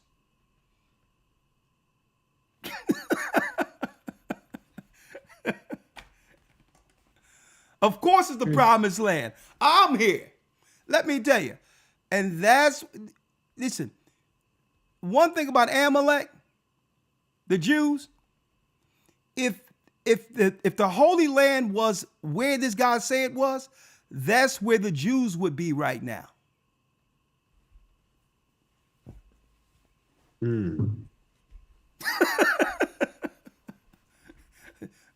You think they trying to find a bootleg homeland? Again, you're barking up the wrong tree, sir. I was just trying to help you out. It was a bad look you going to sit with the enemy to talk about another brother. And another brother who actually has works. Okay? So you can say what you want. I don't agree with the doctrine of IUIC, but you have to respect a man's work who's doing the Lord's work and is trying to help his sheep. So I was letting the brother know that's not a good look to sit with the enemy. If you got a problem with your brother, go to your brother. Right? So. Hey. That's it. That's it on that. That's it. Yeah. And guess what? It, you'll never hear about any of that ever again. I'm done with it. Okay, because let me tell you, something can happen to you when you entertain foolishness and start thinking about it as if it's real.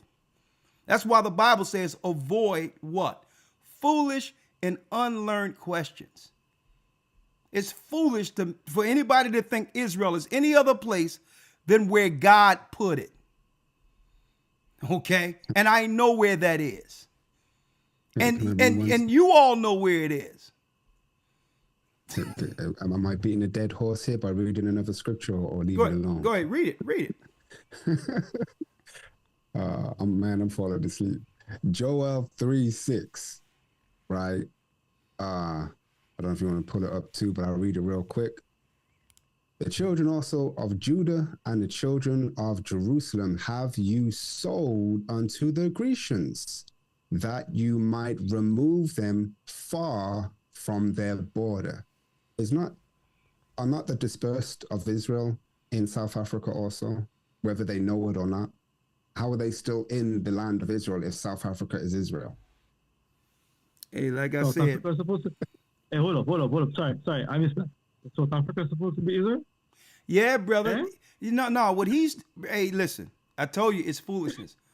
The map really is flipped upside down, really. That's what's going on. Yeah, north is south and south is north. Yeah, up is down, down is up, bro. I shouldn't laugh, but you know. Anyway. Man, listen. Sometimes I'll be trying to reach out. Into digression. Listen, sometimes I'll be trying to reach out to do a solid for people. Man, the next time I see somebody on an enemy broadcast who ain't even looking into the history of these people, I'm just going to assume that they are a part of that outfit. That's what I'm gonna look at them. Somebody sent it to me and say, "Hey, this is the brother that did the documentary that Kyrie Irving mentioned." Kyrie Irving didn't even see the documentary. So I thought, well, okay, let me reach out to the brother and say it's not a good look because apologetics isn't going to buy his stuff if he do some history or some books. Right? It's going to be Hebrews who would support him. So I say, brother, hey, you can't bite the hand that feeds you. Don't be talking about brothers on an enemy's platform. It doesn't look good. But now I realize, it is what it is. I'm going to let things go from now on and just let, we're just going to let dead men lie. Just let dead men lie. That's it. Lies. Let's just let it be. All right. All right. Real quick, we're going to open it up for a few seconds for those who would like to call in or text. It's up to you if y'all would like to stay up, but I'm going to take a few phone calls or text 445. I got nothing else. Huh? I said I got nothing else to do right now. It's okay, all right, stick around. Where I'm at. Yeah. And I'm not celebrating none of this foolishness. You get me? Oh yeah, well since we're on, you about to get out, Shapat? I'm gonna bow out after the Africa Israel thing. All right, brother. All right, brother. What's that about? I'm tired. All right, get some rest, man. Okay, go on then. But before you bow out, let me just put it out there. Here's the image. Cesar Borgia, early life, 1476, 1495. This is the man, Cesar Borgia, that they put up to be Presto Magic, the new Jesus Christ. There you go.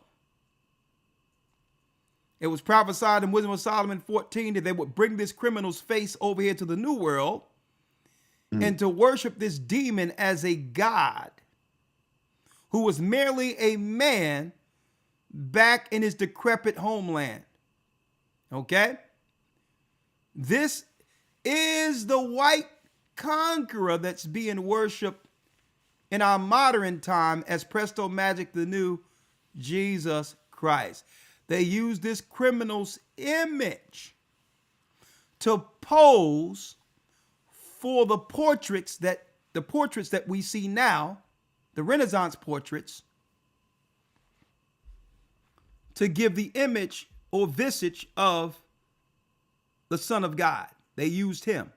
By using this false demonic Christian image, it allowed white Jews to stand who don't even believe in Christ. Stand as God's people based on the fact that Christians believe that Christ was a white man. So even though Jewish people don't believe in Christ, they still uphold this image because what? It gives them credibility as the chosen people. Merry Christmas.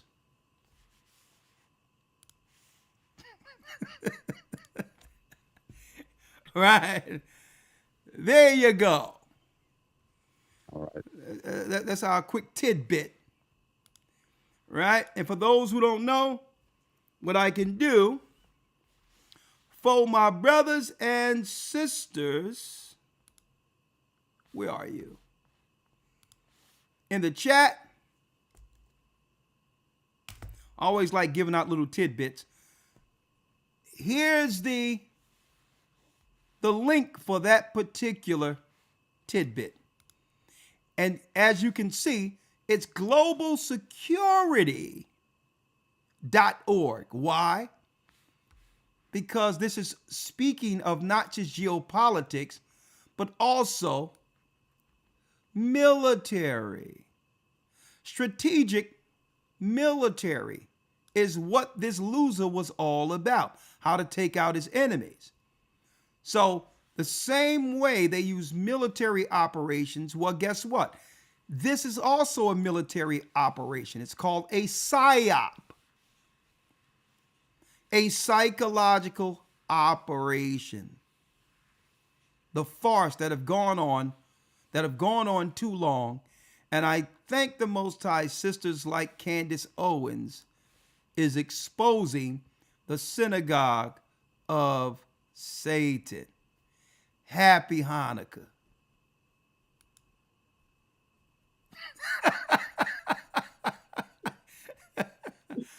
Now, it's up to you, Shapat. You can get some rest, but I'm going to open up through a few lines because, I mean, see what people are saying here. Someone says Gocc is hilarious. Thank y'all, brothers, for coming on. All right, shalom. All right, brother, I care for you. Bless you. Shalom, shalom. All right, Gocc, you going to help me close this out? Yes, sir. I'm here. Someone says, Shalom, Elder. Marah is here. Check out the rollout of UBI in Chicago. I will. 445-888-2759. 888-2759. I'm gonna tell you, man. I be trying to. I'm trying to keep myself, out of, I've been really trying to curtail that abrasiveness sometime I can bring when necessary. But I mean, these guys, they be calling me into the ring. And I'm like, y'all don't know this is the calm down Ricochet here. Sometimes I don't know. Sometimes you have to sometimes you gotta do what you gotta do. I'm just saying. It be everything in me to try to say, you know what? You take my kindness for weakness. I'm like, you know what? I'll tell you what. Let's go into the dojo. Go. I be bracing myself. I'm like, Lord, if I say this, I don't know if I'll be able to take it back. So I just hold tight a little bit with it. Let me tell you, I've been having restraint for a few years now. Serious restraint.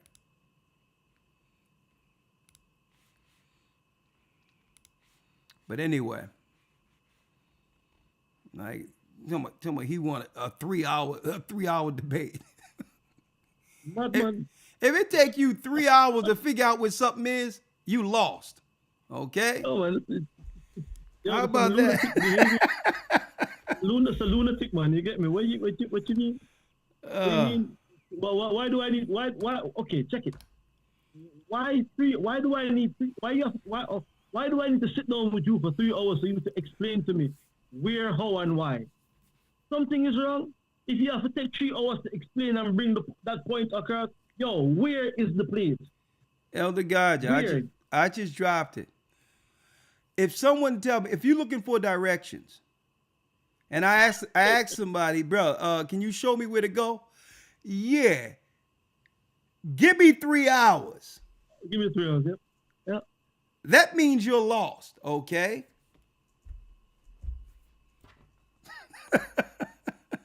It's a madman behavior. But this is what I find out, and there's scriptures on this too. It's not really about the discussion more so than it's about someone seeking to be recognized. It's not even really about the discussion. Sometimes people need other people for recognition, and it's a shame. Let's see. Okay, I'm going to give you all 5 minutes before we break down. right? 445-888-2759 if you'd like to come in. If you have any questions. For those who don't know, real quick, another tidbit. That yes, a lot of people don't understand why Asians come to America to celebrate Christmas too. Is because there's also what? There's also examples of the same deities worshipped in their particular areas. That's why if you get a Hindu, they'll celebrate Christmas, a Buddhist. Because why? Yeah. They worship the virgin son, the virgin woman with child for thousands of years before Christ, as it was in ancient Babylon. So when they come to America, they celebrate Christmas too. All right? The mother and child, this is from the two Babylons, the original of the child. All right? And for those who don't know, and I can prove it, Joseph is Christ's and was Christ's biological father. Yes. Yes, yes.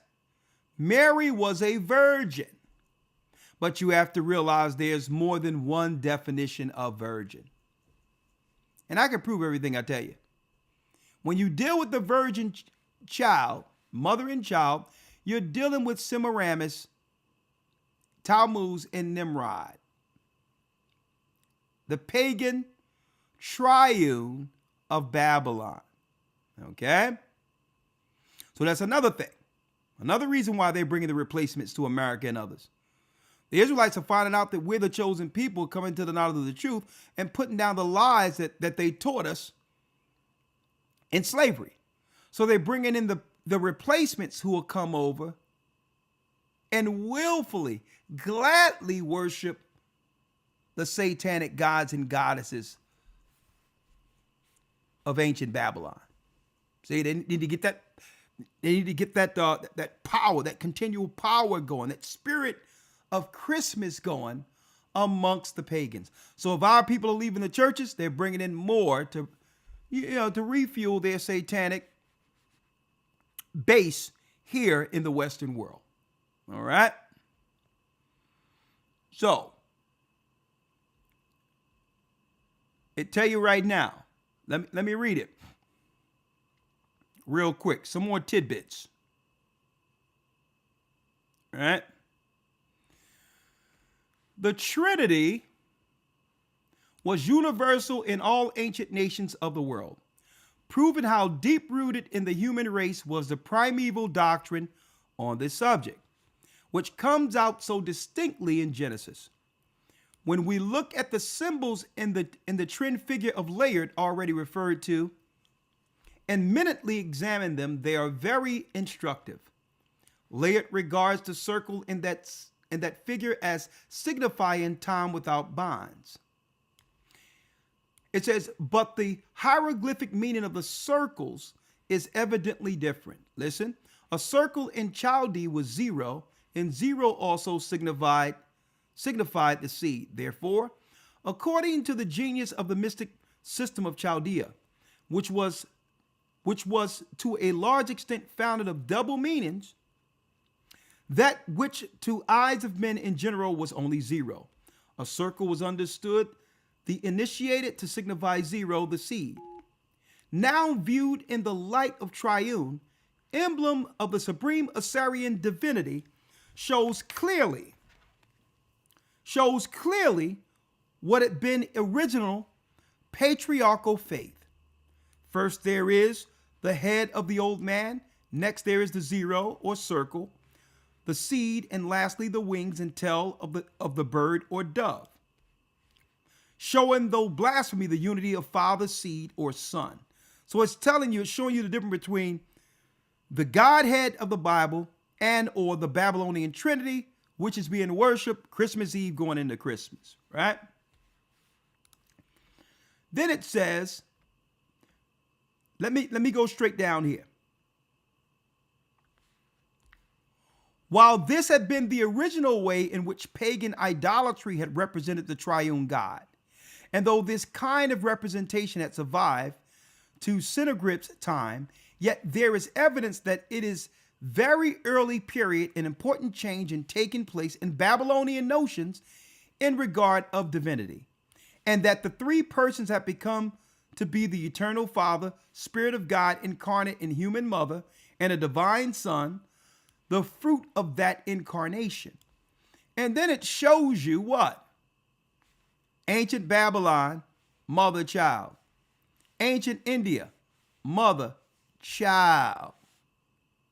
This is really the Trinity they're teaching in the Christian church. Okay? The first person of the Hindu triad and the religion of Hindustan, India, is called by his name, yet he never worshiped, and there is scarcely a single temple in all of India. So there's a mother of India with child, and this is why when they come to America, they celebrate Christmas, but they're doing it in the name of that goddess, the Virgin Mother. Okay? The Babylonians in their popular religion supremely worshiped a goddess mother and a son, and was represented in pictures and images as an infant or child in his mother's arm. From Babylon, the worship of mother and the child spread to the ends of the earth. In Egypt, mother and child were worshipped under the names of Isis and Osiris. In India, even to this day, as Isa in Iswara.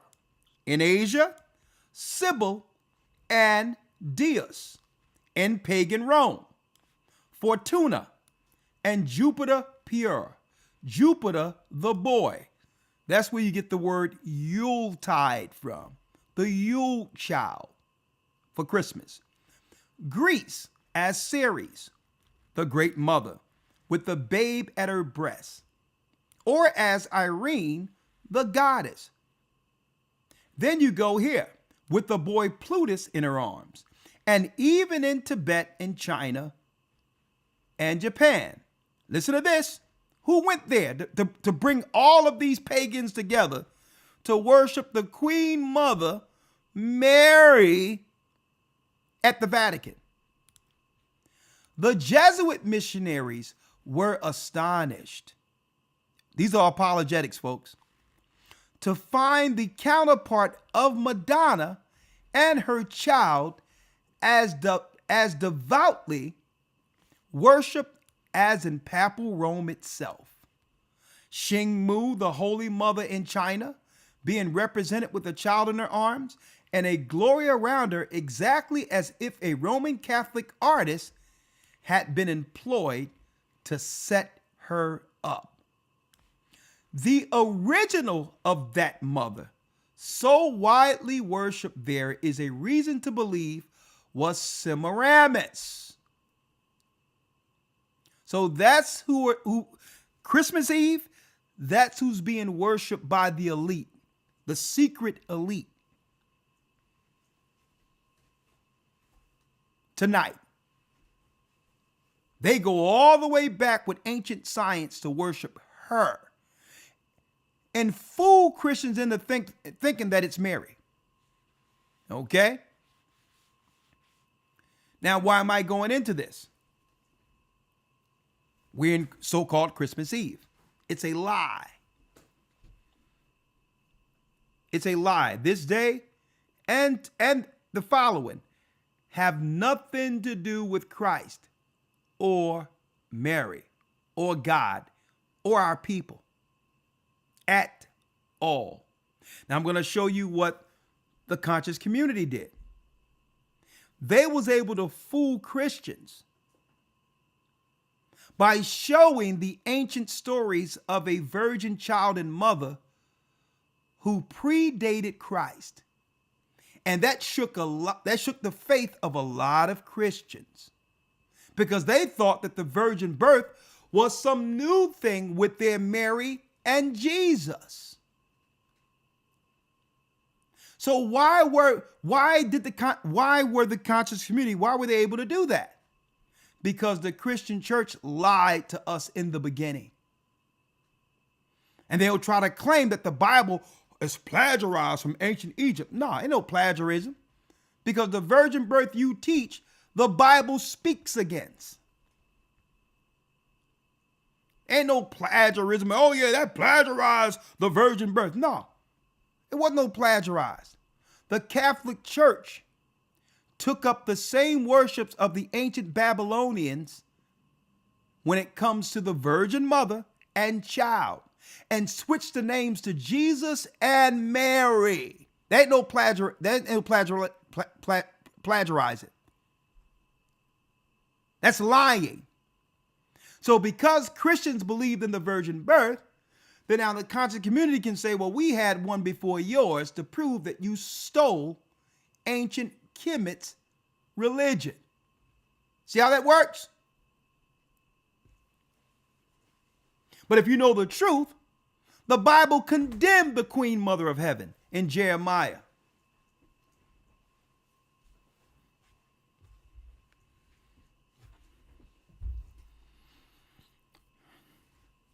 Someone asked me, Elder, I'm not quite sure, but I think I know. I assume to know when you're saying Israel is not in Africa. Let me make it clear.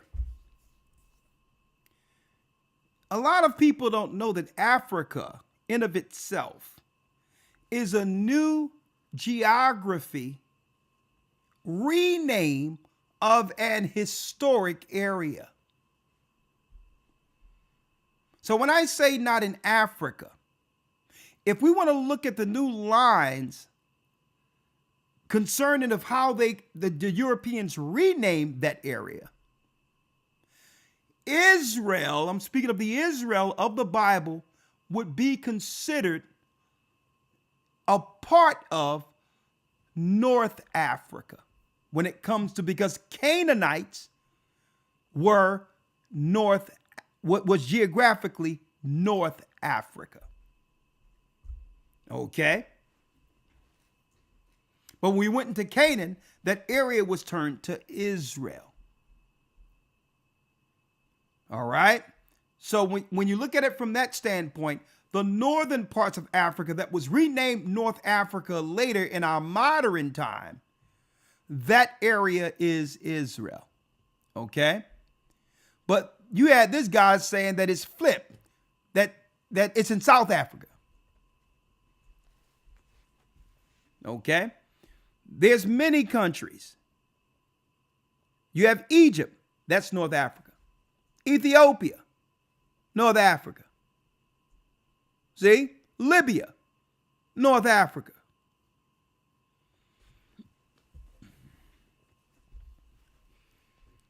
Okay, so what I'm saying is it's Africa, or the landmass of Africa, South Africa, is not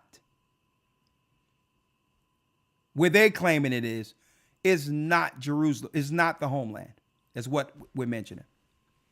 All right? It's the northern tip of Africa, exactly. And guess what? And this is why I don't make a big deal out of it. It's because Christ is going to guide us into the Holy Land anyway. We're not to go into that land within those borders until Christ destroy the enemy and guide us back into it. So that's why the conversation is a non sequitur anyway. Okay?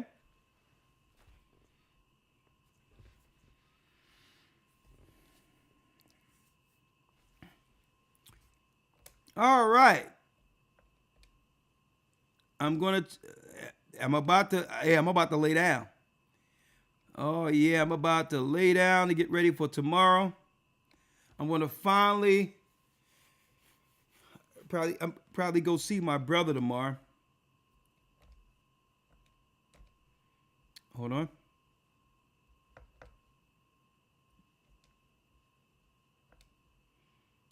One second. Messages. inbox. Start with you. All right.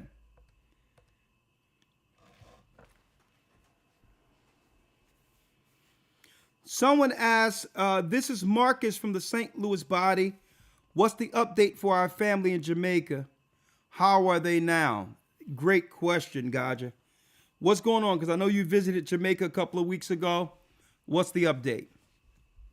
Oh boy. Good question, man. On the west side of Jamaica, they're not doing that well. They're trying to get back to normalcy.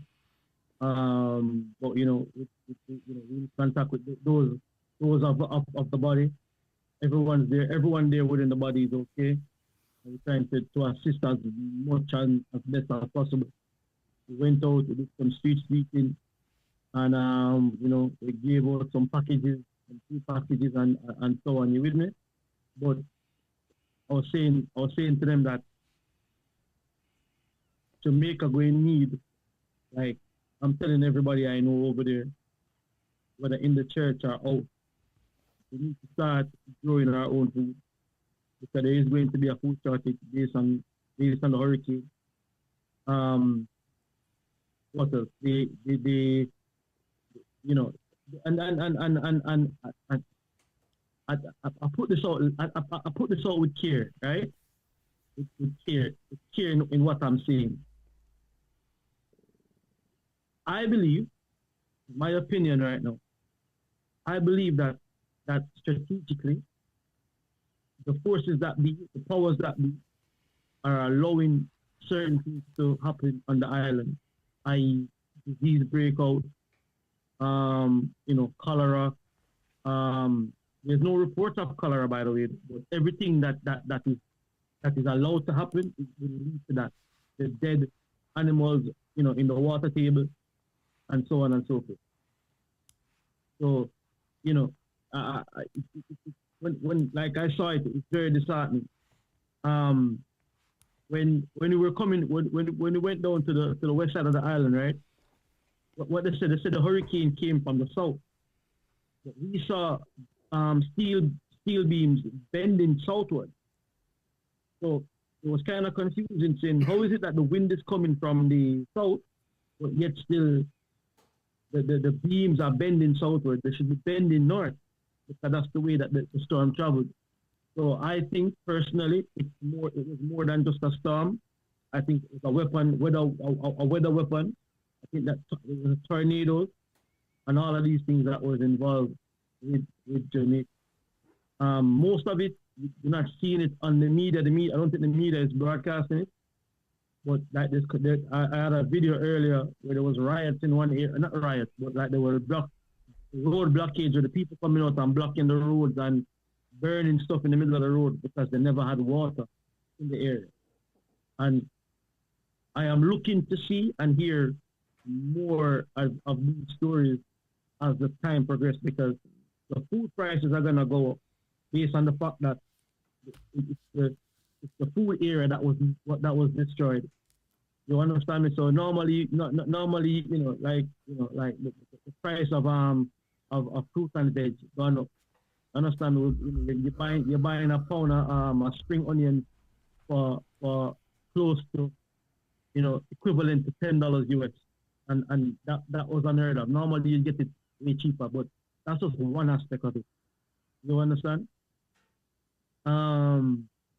Yeah, I think that that the Jamaicans, the brothers them within the truth in Jamaica, and even outside of the truth, gonna have to really get into that mode of where we're looking to self-sustain. You understand me? Growing our own food. So what is the plan for self-sustaining? You have any ideas as far as the land you have there, or? Yeah, so with the land that we have, we're looking to do a fish farming on it as well, growing fish, and also doing regular cash crops that we can, you know, lettuce, tomatoes, pak choy, and all that. We have land that we're actually putting that into motion right now. Okay, all praises. And we're saying to the brethren them that if any land space that you have within your own yard, that you should do the same. Grow yams, grow potatoes, just grow food. You with me?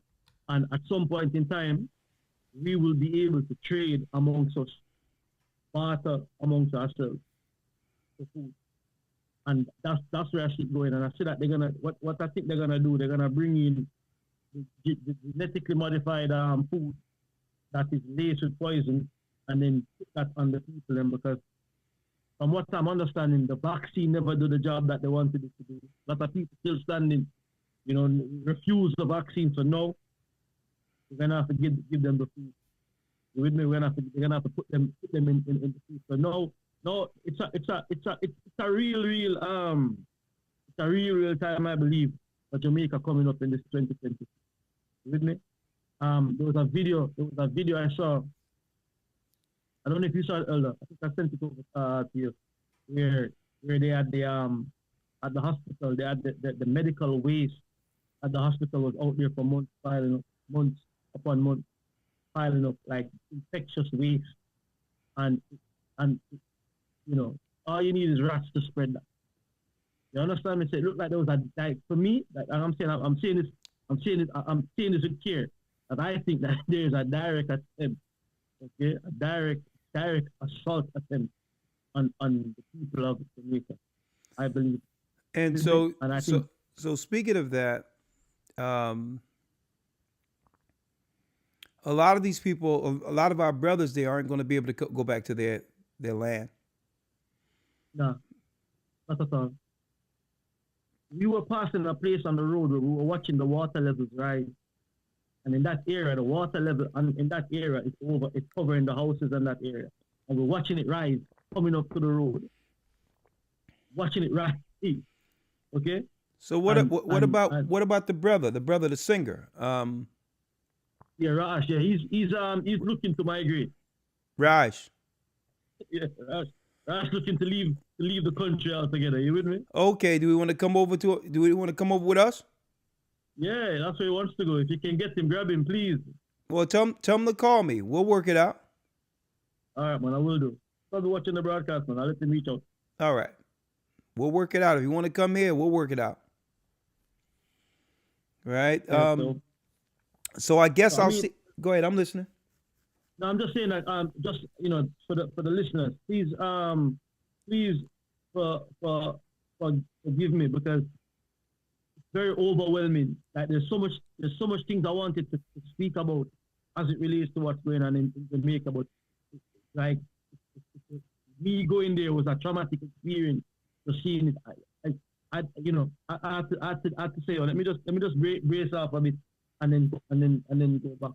Yeah. Because it was traumatic. Just going down there and seeing it, man, it was traumatic. I promise it was traumatic. And I was in the storm, so I can only imagine what the brothers them who went through the storm experiencing, and seeing the devastation firsthand, who lived in that area where there was no water there was no electric.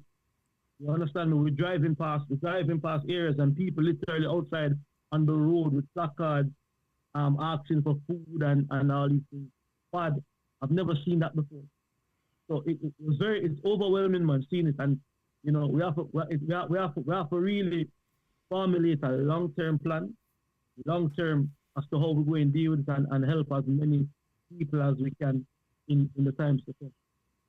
Yeah, the shame part about it is that all the food that the people have sent from the outside, it seems as if the government was withholding the food from the people. Yes. It's our people, man. It's our people. The government take, not distributing the food to where it should go to the people. Like you had people telling us that they've been to like politicians, like the councilor's house have all this food, and they weren't distributing. You with me? But this is something that they did before, like when they had the last major hurricane, they did that. And what I believe they're looking to do, yeah. And most I forgive me, man, if I'm wrong. I got this wrong. But what it appears that they want to do, they want the people them to come into a situation where they can collect your data, your biometric, and give you digital ID for you then to then collect any So like they're doing the EBT to move to electronic system over here, testing using immigrants to do that. The storm is going to be utilized to do the same thing over in the Caribbean. Yeah, that's what it looks like, man. I pray God I'm wrong, but that's what the But based on the circumstances, do you see them denying it in order to eat? No, they're not gonna no, they're not. Because people hungry, people out there hungry, and they need food, and they need these they need the necessities. So if this is the only way they're gonna get it, then they're gonna act with. Okay. Well, when the opportunity comes, man, I'm gonna go over there and prophesy with you, but not before I see you here. You're gonna be here at Purim in Toronto, right? Yes, sir. I'll be there. All right. All right. Listen, So. 100% I'll be there. All right. So we'll be in Toronto for Purim. And that's going to be a blessed time to bring the family together for the first time in a long time. Well, the second time, but in a long time for Canada for me. So I'm looking forward to seeing you there, Gocc. Yeah, man. Likewise, all man, and the brothers in Toronto, man, they're excited as well for the strength, you know. So it's gonna be good. Yeah. It'll be good. Very good. Well, I'm about to go to sleep. It's been a good night tonight. I may jump in for a few hours tomorrow since everybody's off. I may do so. If so, I'll let you know. You know, ready, man. because we probably got to do a few things to keep our people busy. Because they're not out, our people ain't gonna be doing nothing out there. I tell you what, man. Like I tell you what. I was gonna do a broadcast as well, and then on the same little topic that we spoke about earlier. I was gonna do a little like 10 minutes on it to get me because I thought it ridiculous. But, all right. But yeah. But I'm saying, but I may, because I know my brethren. Between I know we have Aria and we have brother Hazak who do a great job on GOCC Media.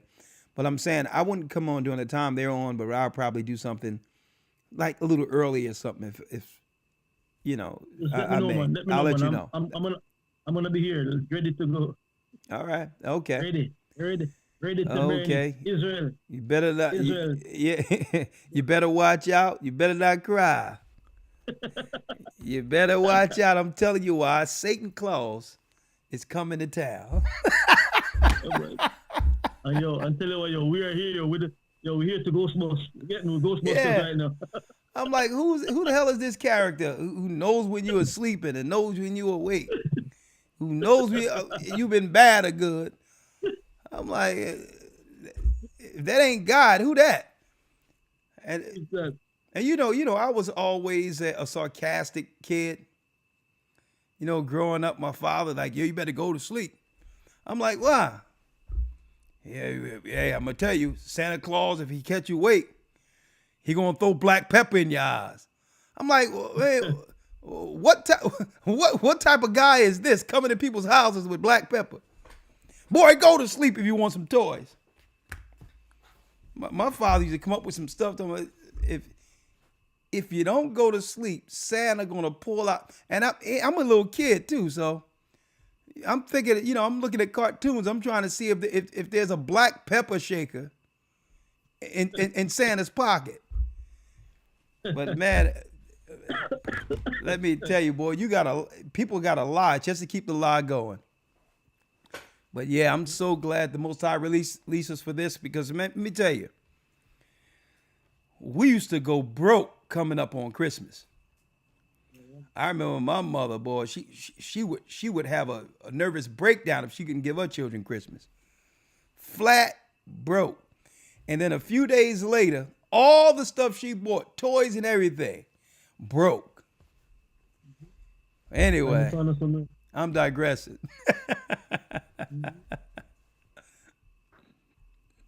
Right. Yeah, man.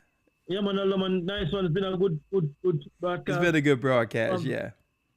Yeah, man. Family, enough love to you out there, and you know, just stay safe. Just stay safe, man, and avoid foolishness. All right. Blessings. And Blessings, I can't wait to see you for Purim, my brother. Shalom. Yes, sir. Excellent. Shalom. And Hebrew and Bible Academy, week 2, tracing the serpent seed. And guess what we're going into? That's right.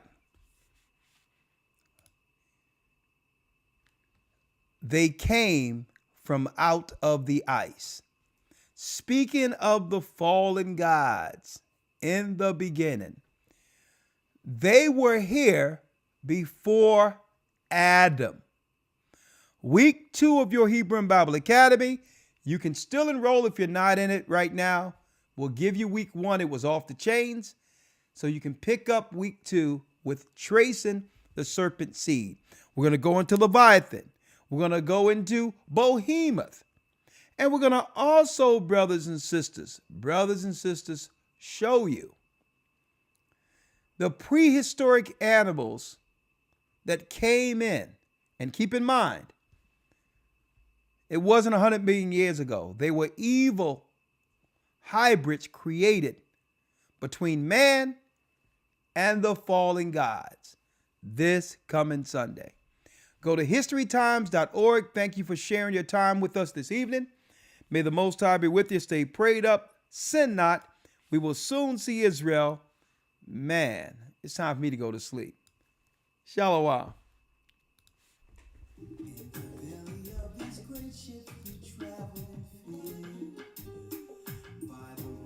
Of Babylon, we found our brothers here. Whoa. From Australia, it's a call, the Mexicans.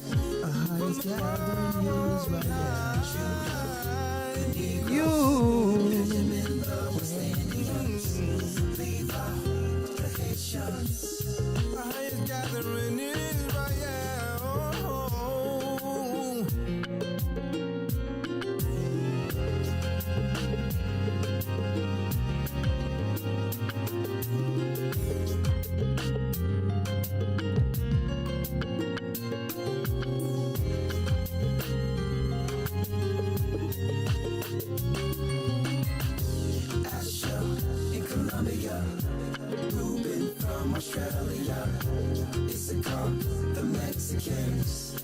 That's who we be Judo, the Negroes, Benjamin, the West Indians, Levi, the Haitians. Thank you, Elder Dell. Thank you, Elder Uriah. The Cubans, from Puerto Rico, Nepali, from the Isles of Hawaii. The Lord is calling back Israel. From Panama, the North American Indians, Simeon, the Dominican, our highest